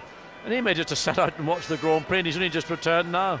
Yes, could well be. He is 7th in the championship, as you see, just 4 points ahead of Heidfeld, and Fisichella tied there on 7 points, and then a list of drivers on 4 points, which Eddie Irvine has now joined. Alan McNish, one of those not to have scored any points this season, running out of opportunities, of course, but Monza may well suit the Toyota, although, having said that, they've got great engine power, but at Monza you do need to be able to use the curbs a little bit through those chicanes, and I wonder if that might hurt the Toyota a bit. Well, that's been an area where they've been weak. They know that they're not very good on curbs. They know they're not particularly good on bumpy circuits. But again, those very long straights in Monza will suit the Toyota horsepower, but it may not be enough to see them elevated beyond where they were today. The best they were, or I should say yesterday, the best they were able to do in qualifying was Alan McNish was 13th. And Nicasalo in 9th. Michael getting an extra little cheer as he does more interviews, and all the media trying to grab hold of the man who sets new records once again. And it's a good party atmosphere down there as everybody begins to make their way home. I'm sure there'll be some British fans who perhaps will stay overnight here before heading back on the ferry tomorrow. Well, there we go, a little bit of entertainment. And clearly an audience very appreciative. And we cut back to the Brit with his hat and not quite a t-shirt, I would put it a shirt. Well, as we said, there are fans from just about everywhere here. And next time out, Monza. She's a Ferrari fan after all. She's a Ferrari fan, yeah. Yeah, well, I expect she'll be in Monza. She's not really a prancing horse, but I'm sure she's a, let's say, I think I'll leave that one. Probably wise, yes. Well, as I say, it is a party atmosphere, and I think the parties for the Ferrari fans will continue deep into the night, although they're getting quite used to all this. I don't quite understand the significance of that one. I'm not sure either, and Well, I mean, there's the obvious one, but I don't quite see how it slots into this weekend's Belgian Grand Prix. No, absolutely. So in a couple of weekends' time, we will be back with you once again for all of the coverage on Sky Digital. We will start with the Friday free practice sessions, the Saturday free practice and qualifying sessions, the Sunday warm-up, and of course the Porsche Super Cup race. It will be another Super Cup race before we head out to the States. 3 more rounds of that championship to go as well, and 3 more Grand Prix to go in this 2002 season. Monza will provide us lots of Ferrari fans. We've seen lots of them here this weekend, but it is all about the passion of the Tifosi, and they will be there to celebrate what has been Ferrari's most successful Grand Prix season, wrapping up drivers and constructors titles, taking record number of victories, and there promised to be a wonderful atmosphere there. It really will be a celebratory weekend, I think, and Michael Schumacher will lead the party. But first of all, he'll be trying to take win number 11 of the season. Williams will be out to try and take victory, having won there last year with Juan Pablo Montoya. McLaren showing very, very strongly in recent races, showing that they are a real threat to Williams over the coming events. And while Ferrari might be out in front, it's going to be a tremendous battle with them and behind them, with the likes of Renault and Sauber too. We're looking forward to that race in a couple of weeks' time. I hope you'll join us for that one. Thanks for your company over the last few days here at Spa. From Ben Edwards and John Watson, bye-bye for now. Michael, now what he went on to say though, I'm just hearing, he's talking to him, I was very lucky because my gearbox was dodgy and it was about to go on that, would have gone on the last lap, so you were in fact right there. I might have actually preempted it. I think that what he's saying there about not winning in Monza is that he feels his time's going to come now when he's going to have mechanical failure, and he's saying it's going to happen in Monza. I wonder when it is going to come. I mean, this is, as Nigel was saying earlier in the programme, this is unprecedented. For someone to go on winning, and also a team to have had a car that hasn't broken down now for over a year. It's just, in Formula One, it's never happened before. But then Michael Schumacher's never happened before in Formula One. There's never been anyone who's won so much and so often and so easily and had so much dominance. So you think the driver has some effect on reliability? He has some effect on something. I mean, he's had an effect on the team. He's galvanised. His presence has a creative effect on the people around him to winning and to producing these kind of results, where he's won more races than anyone in one season and all the other things that have come today. But he doesn't want to be arrogant. I like that. You know, by winning in Monza or going to Monza expecting to win. So he's getting more humility as he gets greater. He's the only person in the world that doesn't expect him to win in Monza in 2 weeks' time, and that's going to be an amazing show of emotion of the Tifosi, the Italian fans that come out. And if you don't like Ferrari, don't go to Monza in 2 weeks' time, because it's just going to be a pilgrimage to these guys. It's just going to be quite amazing to have all the Italians just go wild there. I love a bit of body language, and I was just trying to watch Juan Pablo after the race and the scenes after the race, and he looked pretty glum, he looked pretty flat. I don't know whether that was the prospect of getting straight out of his car into a van with Michael Schumacher, but he seems fairly low. Now, is that down to the fact that he's not winning, which is fairly obvious, or the deeper problems there? No, I don't think there's deeper problems. I think he looks like that because he knows he'd like to win, and he will do soon. Race ended. I shouldn't have said to Ron Dennis that he had every chance of getting a podium position, because DC just missed out. He's talking now to Peter Windsor. David, a very, very, very strong race, David. Well, tell us about that tyre choice and how it worked out for you in the race, first of all. Well, obviously, I'll never know what the softer tyre would have performed like, but certainly race balance was tricky. But obviously competitive with thanks, Norbert Haug. Yeah, obviously competitive with the Michelin, with the Williams. They still had an advantage in that middle sector, which was the key to the lap, and Juan Pablo was really quick in that middle sector, and he opened a gap, and I was trying to push to keep the gap, because I felt that we'd probably be going longer, and if I could keep within a second, then we could be looking good, but I just couldn't do it, and at the end it didn't really matter. He was just playing with me. He was just playing with you? Well, if you got 10 laps to go and you're in the front, then yeah, he looked like he was pushing. But there's a difference between pushing to a pit stop and pushing to the checkered flag. How much was he holding you up in the last phase of the race? How much quicker could you have gone on a free road? Yeah, I think I probably could have gone half a second quicker, you know, bold statement to make, but on this track that's very easy to pick that up. If you notice, just before the first stop, when both Juan Pablo and Kimi pitted, I suddenly went half a second quicker, and I didn't think I was being held up by them by that much, but I think you just pick up the dirty air, and it's amazing how it takes away the grip. You've made some comments about Juan Pablo recently. How was he driving this time? He's a great driver. I've never tried to take that away, and you know, obviously we've spoken since then. But no, I just want to know that we can run wheel to wheel in racing, and you know where you stand. That's all. Would it surprise you to learn that Sam Michael was saying that from the pit wall they were changing his shift patterns to make him very quick at the end of the straight? Well, that's technology being used, and that's probably quite a wise thing. You know, I can drive that from the cockpit, which I think is ultimately a better thing, because unless the team obviously inform by the radio, because then you get so into a rhythm of when you get a gear change, then if you're changing your, you know, lifting your RPMs on the shifts, and you need to know where that's going to happen. Thanks very much, Dave. Thanks.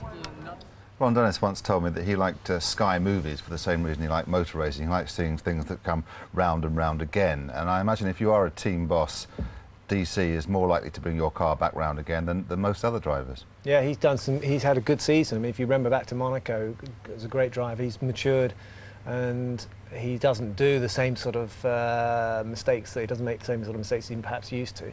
But you know, the clock is ticking for David. He's got another season or so with McLaren. That'll be his 7th season with the same team next year. But you know, you do get the feeling that he's a kind of stopgap. If it doesn't go well with Kimi, then David's there to catch the result. OK, let's quickly move on to some of the key team members around the pit lane, starting at Ferrari with Ross Brawn. Ross, very nice trophy there. Which one is that? Is that the constructors or the drivers? Constructors. Yeah, I assume Michael wouldn't give you the drivers. We've got a nice collection at home now, in the factory, so... Well, there must have been something wrong with his performance today. Come on, criticise it. I can't. I mean, the start system worked perfectly. That was where we thought we'd be at risk, and it worked very well. And Rubens made a place as well, so it was a perfect race. And I think Rubens probably didn't have the better tyre today, with it remaining cool. Michael's tyres held together very well. We didn't know at the beginning of the race what the others were doing. We wondered whether maybe they were on a one-stop, so we kept pushing at the beginning of the race. And then obviously when they came in, we backed off. What a great feeling that must be when you know they're on a two-stopper. It is anxious. I mean, people might not believe it looking from the outside, but you know, you have a lot of anxieties during a race. They start off with the strategies, and then they finish with the reliability. You saw a lot of engines going pop today. So you do get anxious during a race, even one as straightforward as that. Let's just talk about that word reliability. Try and sum up a reason why you have found such great reliability over the last 12 months. Well, I think it's been pretty good the last few years, and I'm just thinking of Michael's podium finishing record. Yes, no, I mean that's exceptional. I mean, if you told me we could do that, I wouldn't have believed you. And as it goes on, people become even more dedicated to making sure it continues. And the attention to detail that we have at the factory impresses me. So, very good quality control systems. We've had the same people working at Ferrari a long time, some of them 20 years, and they really, really do a good job, and you see the results. Very, very great. Congratulations. Thank you. Jaguar, of course, got a point today, which is brilliant news for them. How welcome do you think that news is? It's come at a crucial time because there's a lot of pressure on people in Ford to drop Jaguar from Formula One because it's costing them a lot of money. And if this is the start, albeit a very late start in the season of things coming good, then it's very welcome. Owner of that point is one Eddie Irvine, who's talking now to Baz Hodgson. Eddie, P8 on the grid, you must be pleased with the points finish there. Yeah, obviously if you qualify 8th, you have a good chance of getting points. It's a shame more people didn't break down. Normally, you know, 2 or 3 people would break down, so it would be a bit higher, but 1 point's not bad. What do you think it's made the marked improvement here over the weekend for Jaguar? I think we had a big tyre advantage in qualifying, which helped us get to the front of the rubbish, if you know what I mean.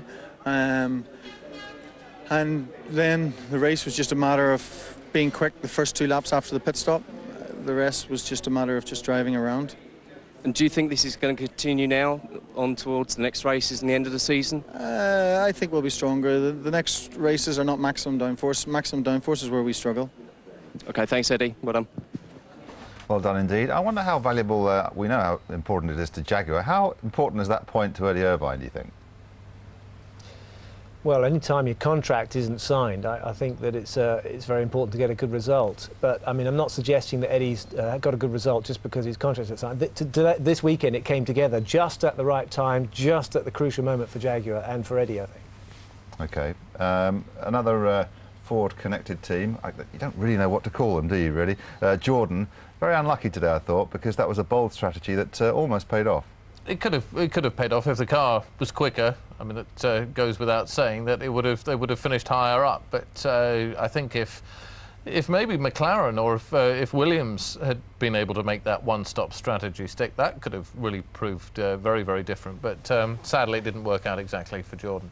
Earlier in the race, I said that if we pruned the Ferraris, it was quite entertaining. I think that's something that David Coulthard has, hinted at anyway. Yeah, I mean, their battle towards the end would have been fantastic if it had been for the lead. You know, we would have been on the edge of our seats and saying what a great race that was.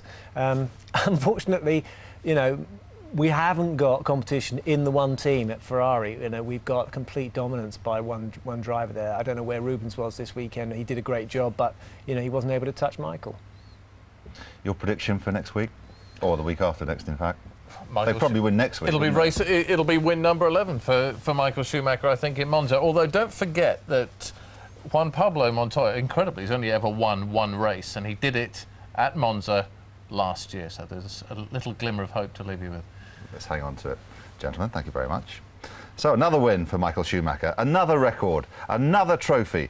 Only one other circuit predates Spa-Francorchamps, and that's Monza in Italy, of course, and that's where we are in 2 weeks' time. Sky Sports 1 has a preview for that race on Thursday week at 7, and here on Channel 434 we have practice sessions 1 and 2 on Friday, starting at 9:30 a.m. On Saturday it's practice 3 and 4, and that starts at 7:30 in the morning, followed by qualifying at 11:30. Sunday has warm-up at 8 a.m, and that includes the next round of the Porsche Super Cup, and then the race build-up starts at midday. My thanks to Damon and to Jeremy, to John Watson and Ben Edwards for the Super Channel commentary. For Michael Schumacher, Spa-Francorchamps has indeed been a long and winding road. Monza is next, where Juan Pablo Montoya, as Jeremy was saying, celebrated his first ever win just last year. Well, let's hope, for all our sakes, he can offer a challenge to Ferrari in 2 weeks' time. Bye for now.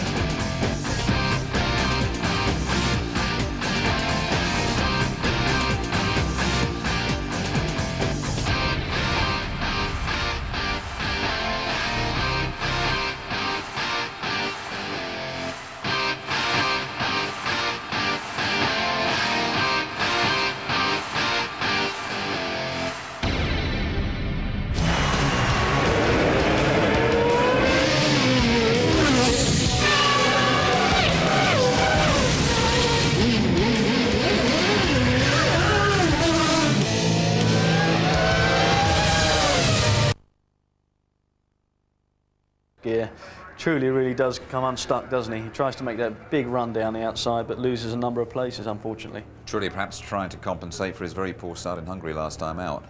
Yeah, I mean, Truly is one of these guys who's exceptional in qualifying. It goes into the first corner, doesn't really make the most of it, and Ralf Schumacher's a little bit like that. They're very much alike. We said very nice things about Kimi Raikkonen before the Grand Prix today, but he had a pretty disappointing afternoon, didn't he? Proved me wrong, yeah. I predicted it was going to be tough on this this race, but it didn't come together. He got pressured, didn't he, by Juan Pablo Montoya, and had a moment, Mark, where he got out of shape and did well to keep on the circuit. He really did get out of shape. Watch him go into the corner here. He has a big recovery from that and loses time there to Montoya, who manages to get him that spot there. Look, it's a massive slide, huge. I mean, trying to recover from that takes a lot of effort and skill, but a little bit lucky as well. Sure. What do you feel about Kimi Raikkonen, Tony? Was he a bit overawed, perhaps being up there on the front row for the first time? Well, they talked about the tyres at the beginning. Other people talked about his inexperience, you know, up against the mighty Ferraris and Schumacher here, and whether he could do it or not. But, you know, he just goes for it 110%. Absolutely flat out from the start. We've seen him in other races. He should have won the French Grand Prix, for example, so he's got it. And it's clear that Ron picked the right guy. Between him and Heidfeld from Sauber, choosing Kimi Raikkonen was absolutely the right choice. Perhaps David Coulthard's choice of tyres for the race actually helped him as well. Let's look at Anthony Davidson, his last outing for Minardi, and when Louise spoke to him afterwards, he was absolutely furious that he'd made this mistake. Yeah, but I mean, he's absolutely gutted by this. This is not what he wanted to do. We're talking about a guy who's won the Formula 3 Masters here at Spa. He knows his way around here. So I don't know why he made that mistake, Mark. I think just inexperience, full stop. There's a lot of pressure on his shoulders. He knows this is the only race he's got at the moment for the foreseeable future. And he put one wheel wrong and got caught out. You know all about learning the art of Formula 1 racing. How valuable an experience has these two races in the Minardi been for Anthony Davidson? A lot of experience gained, but unfortunately for Anthony, he didn't finish. And you really do need to finish the Grand Prix, then people can take a look at you and see if you're going to be a complete driver.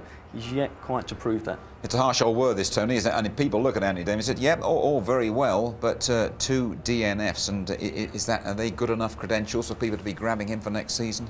Well, they remember your non-finishes and say, oh, right, OK, what did he do, looking at the sheets and so on. It's one thing going back to his testing job at Monza next week with BAR, but it's another thing actually racing. Remember that he's gone off twice. But I do feel that he has the talent and he could make it, but he will be kicking himself tonight. He'd be very disappointed. It's fair to say that Spa claimed quite a few victims, only 11 running, those engines running at the end. I mean, I think they're in full power at close to 70% of this circuit.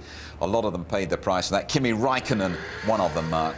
Kimi, yeah, a huge blow up there and a huge disappointment for him. But the problem is these engines are under so much load for so long, and inevitable things do give. Yeah, let's have a word with Ron Dennis, the McLaren team boss. David Coulthard, of course, up there among the scorers. Well, Ron, a very solid 4th place. Could it have been more? I think it would have been a lot more competitive if the ambient temperature was higher. Again, we'd have really thrown out the window of operation the tyres, and it's not an excuse, just a reason. Would have been better if it was hot. David was right on Montoya's tail at the end there. Were you encouraged by that? Well, I don't think our competition is Williams, BMW, actually. I mean, they might be the cars directly in front of us, but we're here to win. And what about Kimi's problem? What was it? I had an engine failure, which was pretty apparent, but again, main trouble is just not getting enough heat into the tyres. And are we seeing McLaren back on an upward slope for the end of the season? Well, we come to every race and try and win it, you know, so we're not going to back off, and there are other things which we hope are going to improve the car through the balance of the season, so who knows. Ron Dennis. Well, David Coulthard won here a few years ago. Let's get his view of his performance this time round. David, just slightly too high mountain to climb to get onto that podium today. Yeah, the key was obviously that middle sector, and obviously the team were on encouraging me to go a bit quicker, but I really couldn't do any more at that time. Inevitably, the last set of tyres felt a bit better because as the track rubbers in, you get more grip, and also there's less fuel at the last stint. By then, it was very difficult because Juan Pablo was quick when it mattered, which was in the middle sector. But on the whole, a positive weekend? Yeah, I think that. Yeah, I think from a team point of view, we take a positive from that. We've all moved forward in quali. If you look at where we were relative to Williams, obviously Kimi's performance in the soft tyre was very good as well. We weren't able to use that in the race, but it could be very useful, that sort of performance in Monza. So obviously we'll be working hard with Michelin to try and get the best qualifying tyre we can. I think I'll probably go for qualifying performance. In saying that though, Monza, there's a strategy that most people take there, that if you can hang on in there with a good tyre, then that could be the key to winning the race. There's an air among the competitors, Ferrari's competitors, is they're well and gone. You know, they are miles ahead of the rest. How are the pack going to catch up, Tony? Well, if you take McLaren, for example, I mean, first of all, they've made engine developments. There's still this big rumour that Mercedes could take it in-house, but they made a step here, an important step. And they've taken this guy, John Sutton, from Ferrari, who was directly involved with designing this super-duper trick transmission which Ferrari have got. He knows all about it. It's no secret that McLaren next week are testing a new rear end to the car, so they're not giving up the track. And all these components will, of course, be adapted into the 2003 designs. That's what they're working on now. OK, let's look back at the race. A couple more instances. Giancarlo Fisichella, the Italian. Bit of a Roman candle, his Jordan looked like at the end of it. Yeah, definitely fireworks here. That's a major blow-up. I mean, that's a big mess, I can tell you. It's incredible what goes on with the inertia when those engines blow. I've seen holes in the tarmac being produced. And the big problem, like Martin pointed out in the commentary, is that the engine guys cannot analyse what's left. And it's very difficult to them to see what's gone wrong. And what about the driver guys? When you're in there like that and something like that happens, what are your emotions? When it's on fire like that, get out quick. But no, it's basically you just clutch it, you know, try and slow down as quick as possible and try and save the engine so that the guys can look at it and analyse it and see what went wrong. And any feelings, Tony, about why so many engines blew up here today? Well, apart from the stress and strain put on a racing engine, you do have to remember that you are also doing your development, particularly Honda, in public, because they've got another 2 steps to come on their engine. But like other people, they've got their new design all ready for next year, and they're working on the new model of it. But whilst you're stressing and trying new things, you take that risk of them blowing up. Everyone's done it. BMW, Mercedes, they've all had those huge, embarrassing blow-ups. Sure. There was an interesting, before he blew up, incident involving Giancarlo Fisichella, doing a bit of weaving. Now, I thought you weren't supposed to do that, Mark. Well, no, you're not, but Giancarlo actually did a very good job at doing it. I think, you know, morally there is a code between the drivers. One move is OK, more than one move, especially to the other side of the circuit, like we see here. You look, he fades him, Jacques gets a little bit concerned and tries to go the other way, and Giancarlo moves across again. Takes his line, takes the air off the front of his car, very frustrating. And not proper conduct. Surprised he wasn't punished for that? A little bit, actually, yeah. It's quite blatant there and very obvious on the TV, but he got away with it. OK. Well, Jaguar had a good day here today with Eddie Irvine's point. Nicky Lauda, the team boss, he's had some terrible times this summer, and here he is with Louise. OK. Nicky, was that elation or relief or a bit of both in the Jaguar garage? A bit of both, because we had a terrible time until now, and at least Eddie today did a very good job, finished 6th, so we made 1 point. Unfortunately, Pedro had a problem with his rear suspension, as we all could see, so we have to see what's wrong there. But it's a bit of a relief, to be honest. Eddie said to us yesterday after qualifying that this really was the team's best chance of getting in the points again, but how confident were you that he could do that? Well, first of all, he did a perfect race. Started in 8th, was 8th on the first lap. Normally, cars stop here on this circuit, so 2 stopped then, so therefore he was 6th. It was a tough race for him, but he did a perfect job, and we couldn't expect more. Think he did a good enough job to keep his seat for next year? This we're going to discuss later, but certainly today he did a very good job. Thanks, Nicky.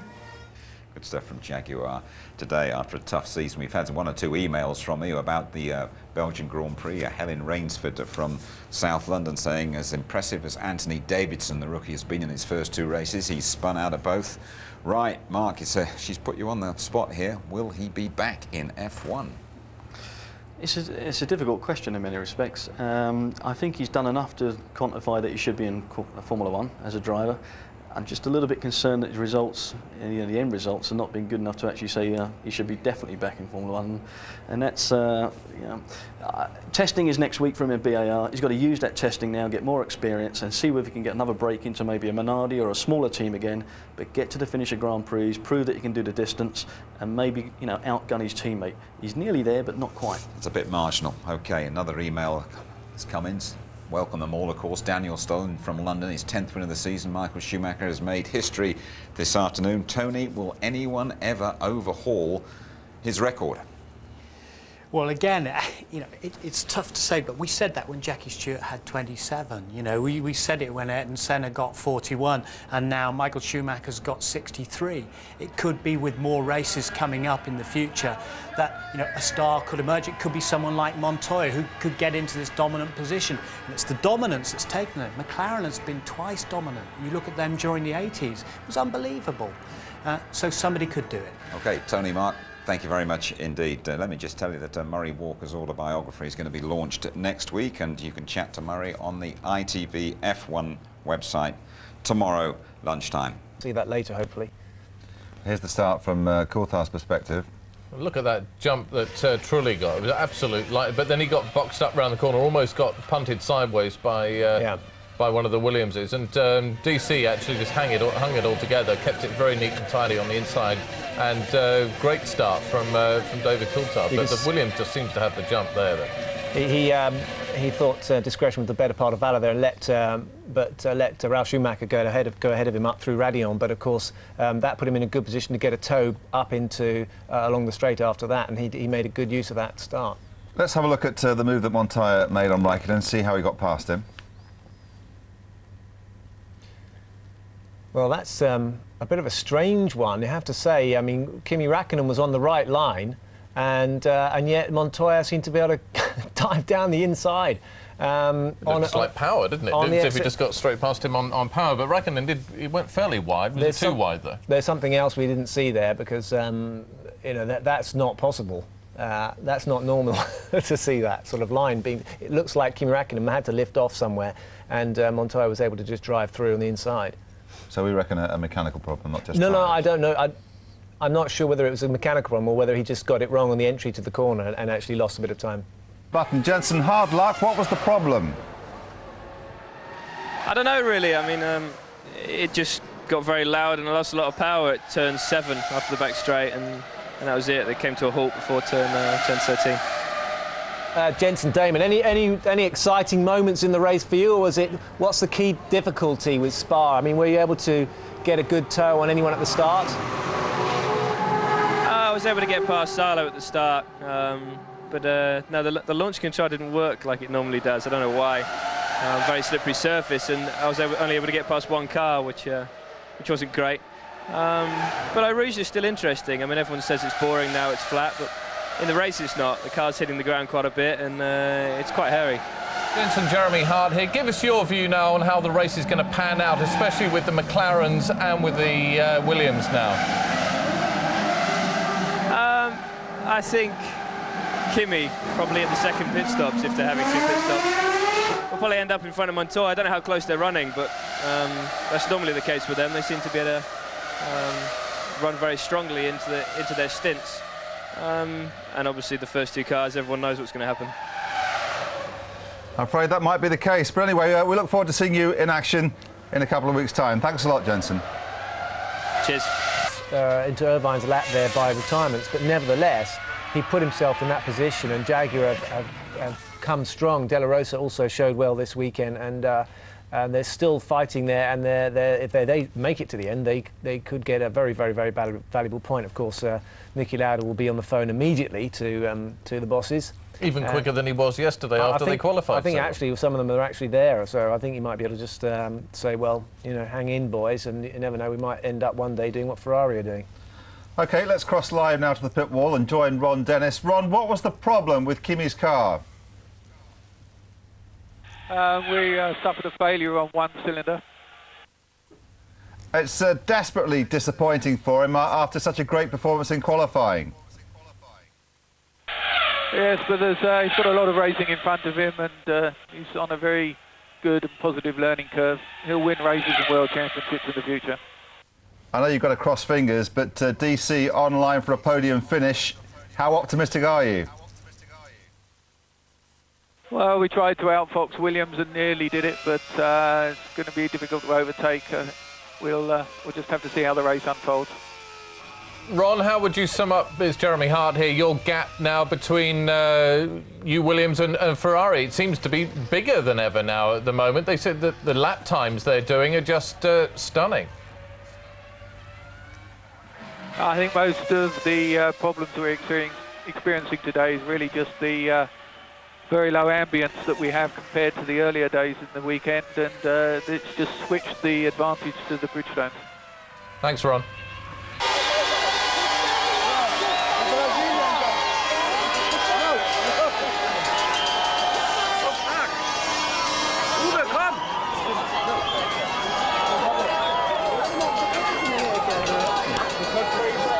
What does it mean to you? I'm very pleased, you know, we couldn't really do anything else. I think Ferrari was too quick and, you know, we did the best we could.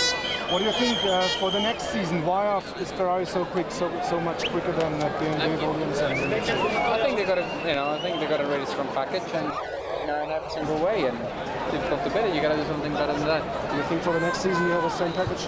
I hope so. You know, I hope so. Juan Pablo, are you satisfied with the third place today?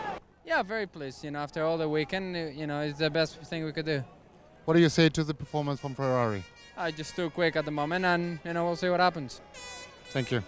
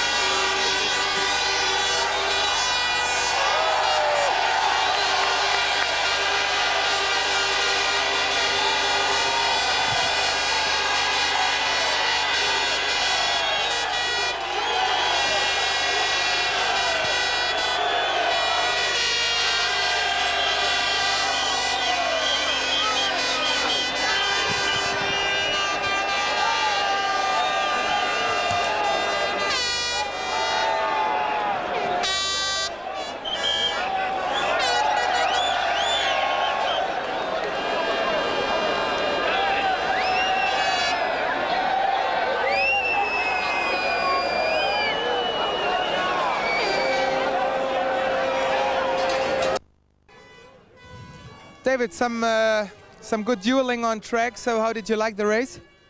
Well, you know, I hoped to have a little bit better performance in the Williams in the race, but to be honest, in that middle stint, they really had the legs on us. So I'm sure Montoya was just taking it easy towards the end. So we have a little bit of work to do still. Overtaking Kimi in the pit lane? Yeah, he seemed to be struggling a little bit with his tyres. So I think race-wise, the harder tyre was a better option. Let's talk about the gap to Ferrari. It's still that big. Yeah, but as we know from previous years, you know, we've both been doing this for a long time. It doesn't change quickly during the course of a season.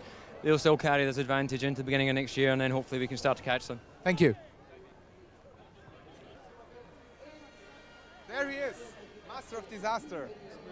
Yeah, let's move a bit.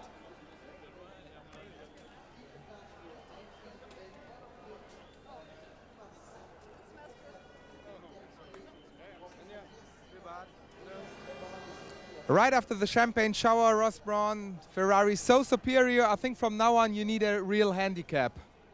Well, I must admit I was astonished because I genuinely thought we were going to have a much harder race. So, of course, your immediate feelings is that maybe they're on a one-stop. So we had to keep the pace up because we didn't know. So I was pretty shocked, but fantastic. How about the reliability of Michael's car especially? Yes, no, that's been exceptional.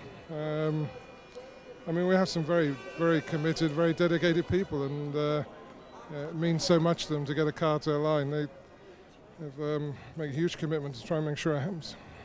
But honestly, it's such a big gap to the rest of the field. So what is it? Well, you know, often I keep talking about stability. That's all I can put it down to. That all our people work together very well. They work together very well as a group. They feed off each other. They respect each other, and it is really just an exceptional period. Michael Schumacher and Spa, the odd couple? Yes, no, I mean, perfect, wasn't it? Pole position and led from the first corner. So And I kept telling him to slow down, and you saw what happened. So looking a step ahead, we come into Monza, the Ferrari home Grand Prix. Can we expect just the same? I don't know. I mean, we'd love to do it in front of the Tifosi. I don't know whether we'll do it. We'll try as hard as we can. We've got a test next week, which means that we can sort through the tyres and hopefully make a good choice on tyres. And the tyres were fantastic today. So, yeah, there's every chance, but we won't take it for granted. Thank you. Thanks.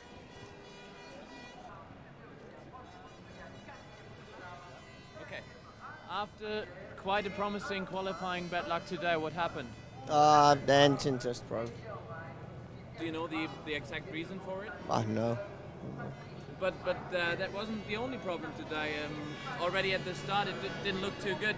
Rubens passed by, and then David passed in the box. Yeah, I had quite difficult handling all the race. I almost spun in, I think so, second or third lap, and Montoya got past me.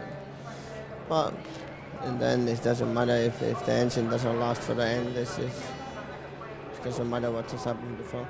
How difficult is it to cope with a situation like that after such a good Saturday? No, it was just a bad luck, and we look forward for the next race and see what happens. Thank you very much.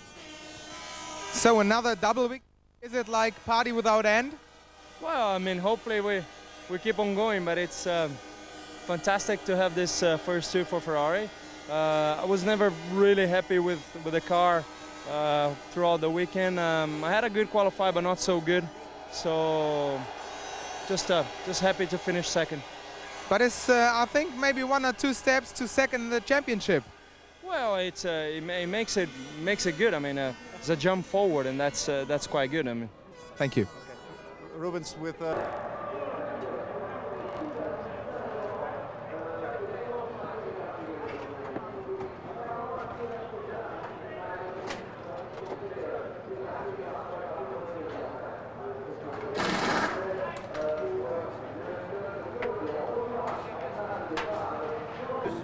Mark Webber, very short race, unusual place to pull off. Yeah, gearbox. I had no gears really. The lap before I had a misshift, and I also had a misshift then, so then it let go in a proper way. We've had a bit of a wretched weekend, so I suppose it's over now at least. Yeah, it's been amazing.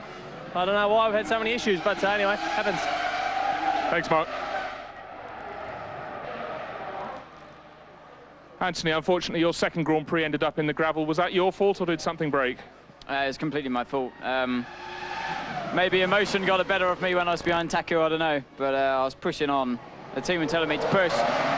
And the car was working so good. And the Michelins were really good today as well. So I was able to run kind of at the same pace as Taku, and he was just pulling away a bit. So I wanted to just push and close the gap a bit more. I just pushed too hard around one of the fastest corners on the track and just kicked a wheel onto the curb, and game over. So. But were you enjoying the chase? It looked pretty good from the outside.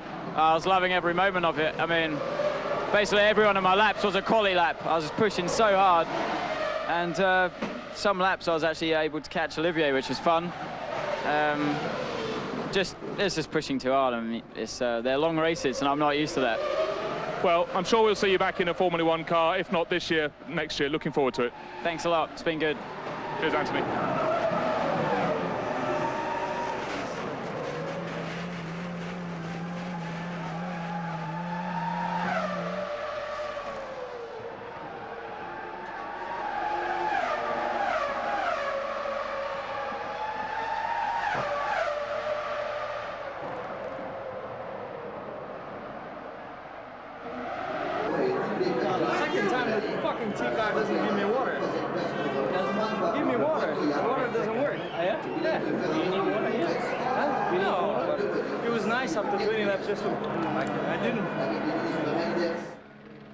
David, you had a great start there. You just couldn't quite catch Juan Pablo at the end. No, the middle stint, he had just too much pace, so I wasn't able to do anything. So we have to make do with fourth place. Okay, we've seen a marked improvement on the Mercedes all weekend. Is this going to be on to the end of the season, do you think? I hope so. You know, obviously the duel is to try and get in front of Williams. Ferrari are in a league of their own, but we'll keep working. Okay, unlucky. Best of luck. Thanks. Who won the race? Sorry. Mika, you finished the race in position 7. You must be pleased with that. Not really, no. We scored points and we were very close today. Just, I think, less than half a second behind Eddie and bit disappointed. Is there anything else you think you could have done that might have squeezed you up there a bit more to get past Irvine? Absolutely nothing. I catched him up every lap by 4 tenths and just basically run out of time, and we were just a little bit too slow. Okay, is there anything that's going to come in to introduce onto the car that's going to make a marked improvement maybe before the end of the season? Oh, I doubt it. I doubt it. It's engine is the only thing which is improving all the time, and it's very good, and we just have to work on basically same things what we've been struggling with all year, which is traction in the car is bad, traction control is not good, and also the riding the curbs is really bad. So next race in Monza is all phase 3, so we really need to work next week in a test about those. Okay, hard luck, Mika, thanks. Thanks. Gerhard, that was quite an eventful race all round for you. Could you give us some of your views on that? Well, McLaren increased a good performance in the practice, so we've been under pressure the whole weekend, and for us it was very important to stay ahead of them and to make some points, to be in the championship, to get closer to our goal, to be second in the championship. This is what we achieved today, and it's a great result. I mean, we know there's nothing to do in the moment. To beat Ferrari is impossible, and so to finish third is a great result. Ralph seemed to be experiencing some problems there. Were there any? Ralph had some problems on the pit stop, had not a too good start, had a spin. So the race didn't work out very well for him, but still there was 2 points, but it's okay. Juan did a very good race. He had very good speed stop, so everything worked out for him and stayed ahead of McLaren, and that's what was very important today. Okay, and do you think you've got enough in the bag now to keep ahead of McLaren? Well, you never should be too sure about something until you have it, and I think we have a good advantage, but we have to fight until the end. Okay, well done, Gerhard, thanks.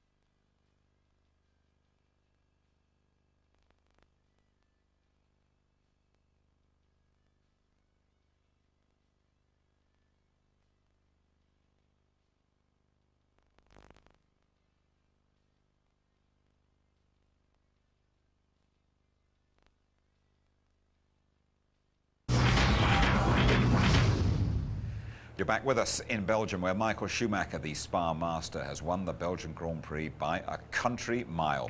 Michael Schumacher's 10th win of the season. That's another piece of F1 history. Barrichello closing in on second place in the championship. Montoya third, his first Spa finish.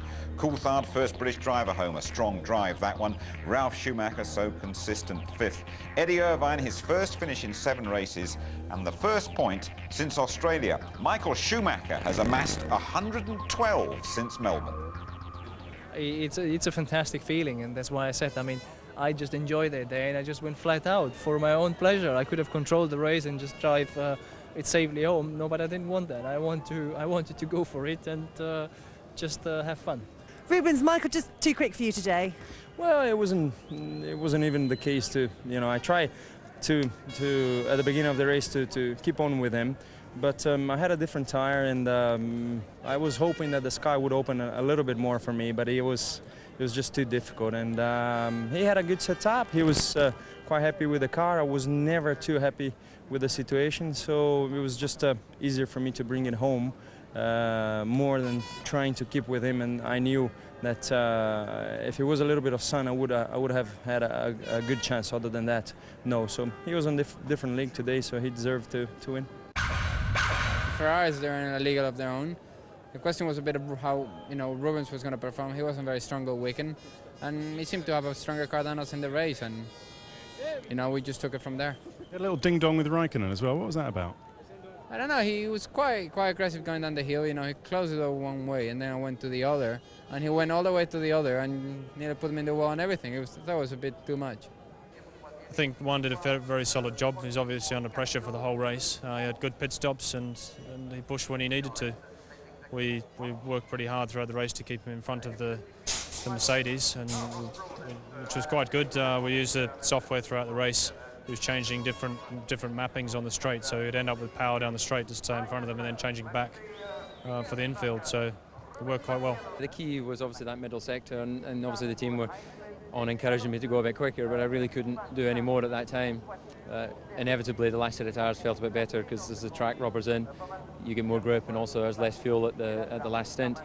By then, it was very difficult because Juan Pablo was quick when it mattered, which was in that middle sector. I had a pretty good fight going into Eau Rouge in the first lap with Jacques Villeneuve. Managed to squeeze round the outside of him. And then we sort of continued our dice right throughout the first stint and a bit of the second part of the race as well. Then towards the end it was with Nick Heidfeld. And so it was quite an eventful race in that respect. Well, when you qualify 8th, you've always got a chance. We had a bad first pit stop, which nearly cost me a position, but once that was over, it was pretty much just keeping it all cosy and safe to the finish, really. Eddie today did a very good job, finished 6th, so we made 1 point. Unfortunately, Pedro had a problem with his rear suspension, as we all could see, so we have to see what's wrong there. But it's a bit of a relief, to be honest. Rubens Barrichello now looks in shape to be runner-up behind his teammate Montoya and Ralf Schumacher, though, still in the hunt, and so's Coulthard, who scored 3 today. The Scot once again stronger in the race than qualifying. The constructors, well, that is unchanged. Williams collecting 6 points to preserve their advantage over McLaren, very much as you were for Renault, Sauber and Jordan. Tony, very much the Michael Schumacher show, but a good start from David Coulthard, using his bonds to get round that first corner. Absolutely no problem away from the start line for Michael Schumacher, as you said, but Coulthard hugging the inside, and in particular, watch the excitement from the 2 Renault drivers. There's Truly moving already, down to the outside, Button trying to move as well, and then Rubens Barrichello goes inside Raikkonen, and that's Ralf Schumacher being picked off by David Coulthard, but Truly doesn't get anywhere on the outside. He runs out of space. Here we are, and look, there's the Renault going through. That's actually Button then trying to follow his teammate, going through the inside, but there's Coulthard coming through on the inside, and he just hugging, he's getting some grip from that curb on the inside. Going inside Ralf Schumacher, you can just see the Williams outside him there. It's a track that takes its toll of engines. I think they're at full power for nearly 70% of the time, and we saw some spectacular blowouts and only 11 running at the end. This is the problem when you are chasing the Ferrari engine. It's as powerful as the BMW. We know that Mercedes had a development engine here, it blew up. We know that Honda are doing all their development in public. You're going to stretch the unit when you're trying to get more power of it. Race by race, they're looking for yet another step. And then Panis's Honda engine goes like Fisichella as well. Huge blow-ups, but this regularly happens in Formula One because you're stressing all the components, you're pushing things to the edge. And pushing to the edge to try and get closer to Ferrari. Absolutely. And, you know, Williams' problem is their chassis is not as good as Ferrari. They've got the same power, but you've got to get the whole package right. We saw Giancarlo Fisichella, and he seemed to be making double movements to stay ahead of Villeneuve, and I thought you weren't allowed to do that, Tony. Yeah, well, this is this one move rule, which I totally disagree with anyway. This is racing, this is what you do, this is what the younger drivers learn in their craft. This doesn't happen in the lower formula. You're allowed to do this. You're allowed to block, not quite legitimately. That means you're not allowed to weave all over the track. Look at, he's defending his position. The 2 cars were quite equal, even though Fisichella was on a bigger fuel load at the time, and eventually Jacques Villeneuve outfoxed him and got through, but it was a lovely dice, great to watch. How big a boost is it for Jaguar that Eddie Irvine has got a point here? It is a fabulous boost. I think it's great for Formula One. it means the future for Jaguar hopefully is secure because the top people have been here to see it as well, and hopefully they can go from strength to strength. Strong drive from David Coulthard, so close to getting on the podium, but Williams was just a bit more grunt, Montoya. Yeah, and I think it's a great step forward for McLaren and for Mercedes to a degree, although Kimi Räikkönen was very disappointing. And let's hopefully, with the modifications coming up for McLaren for Monza, they can get a bit closer to Ferrari. Could be the last we'll see of Anthony Davidson this season. Has he done enough to secure a future in F1?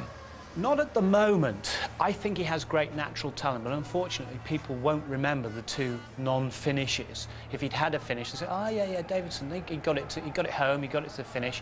Disappointing for myself, disappointing for British Racing Drivers Club, who put a lot of support behind. He will be gutted tonight by that.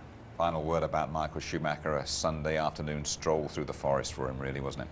Was an absolutely crushing blow to everybody else yet again, but he loved it, his fans adored it, and he just revelled in that car's beautiful, beautiful performance. And the next edition in the story takes us to Italy, to Monza.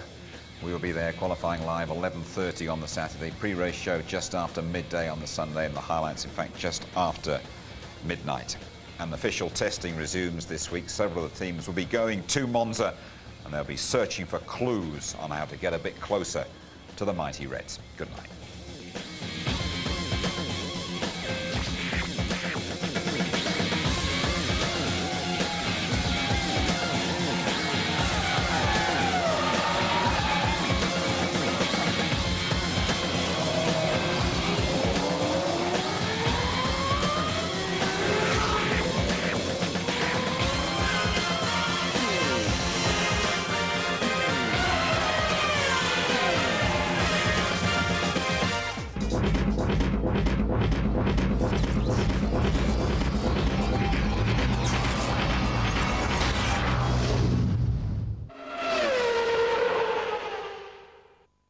If you'd like to know more about Formula One, the website address, sponsored by Toyota, is itv.com/F1.